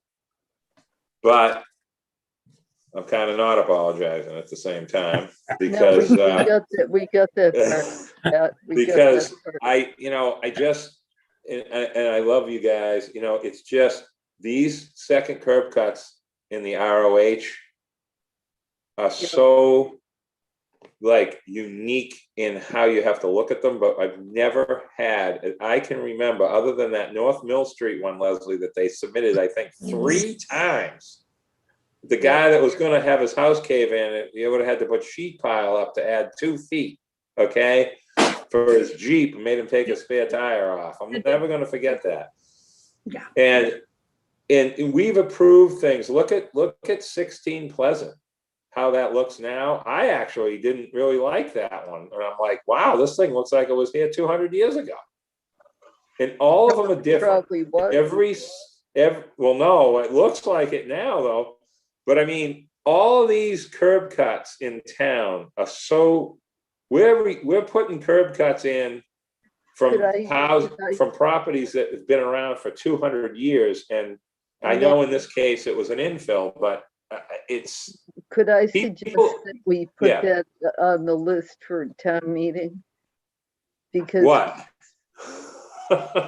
Well, to clarify the curb cut situation, because we keep coming back to it one way or another. I don't know. That would be up to staff to kind of figure out. I mean, I didn't even realize about, what is it, 1997, Leslie, or something, that you don't have to legitimize it or permit it if it was already there. What year was that? 1998. 98. Okay. There's probably a bunch of them out there that aren't permitted that we don't even know about. I mean, I just think that was just an unfortunate. I just don't like to see neighbors upset with each other like that over a curb cut that's want to have 1 car in it. I mean, I can't believe it. I mean, that's unfortunate. Yep. And I don't know if that's COVID caused this or Article 90 or something, but this is sad. I don't like seeing it. I think it's property values, Nat. It's not right. So it's not Okay, Nantucket. I see Leslie, then briefly Campbell. I hope can keep it civil here, I'm sure we will, Leslie. Okay, I'll keep mine really quick. So in your packet, there is a map that shows the remaining RC and RC2 zoning. That was excellent. There is a chart that I put together that shows where we are today with the high, medium, and low density districts. I have a chart that shows, I forgot to put it in your packet though, where we started back in 2005 versus where we are now. But just to focus on the RC district, we started at 330 acres to phase out. And I think the chart in your packet shows we're down to about 25. And then with RC2, we started with almost 1,400 acres and we're down to about 75. So we've made a lot of progress. I have a list that we will email around to you all that has some concepts that we've been thinking about for the upcoming town meeting, primarily focused on continuing to phase out the RC and RC2 districts, and then whatever bylaw changes and other things come up, as well as I'm going to follow up with the Cannabis Advisory Committee to see if they have any articles, but that's all going to be coming up. So we'll send it out to you in advance of your August meeting so that you have time to look at it, think about it, and then we can have a discussion then. Thank you. Campbell, briefly, if you can. Campbell? Oh, yeah. So I just wanted to. Hello? Campbell? Yeah, I don't know if you can hear me. I'm not on mute, but in case someone can, I would just like to encourage all of the board members to keep in mind that the public, you know, it's wonderful when they show up, and I think we should make them feel welcome and go away feeling like, oh, you know, if I had an issue, I would come back again with something instead of, wow, what just happened to me? And I don't want to do that again. So I just sort of like to encourage that kind of open armed welcome to the public when they're concerned about issues in their neighborhoods. Thank you. Thank you. Just so you know, if you disagree, I hope you tell me.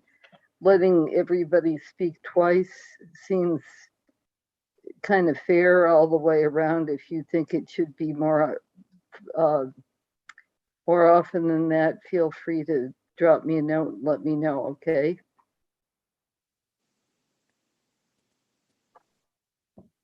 Campbell? Yes, I don't think it was that so much, but I think having experienced it on the other end myself, when both Linda and Nat were on these boards and I would come to speak, I found them very intimidating, rude, and point of order. Okay. Point of order, Madam Chair. I think this is devolving into that personal barrier, and I would ask that we try and correct it. I just would like us to be welcoming.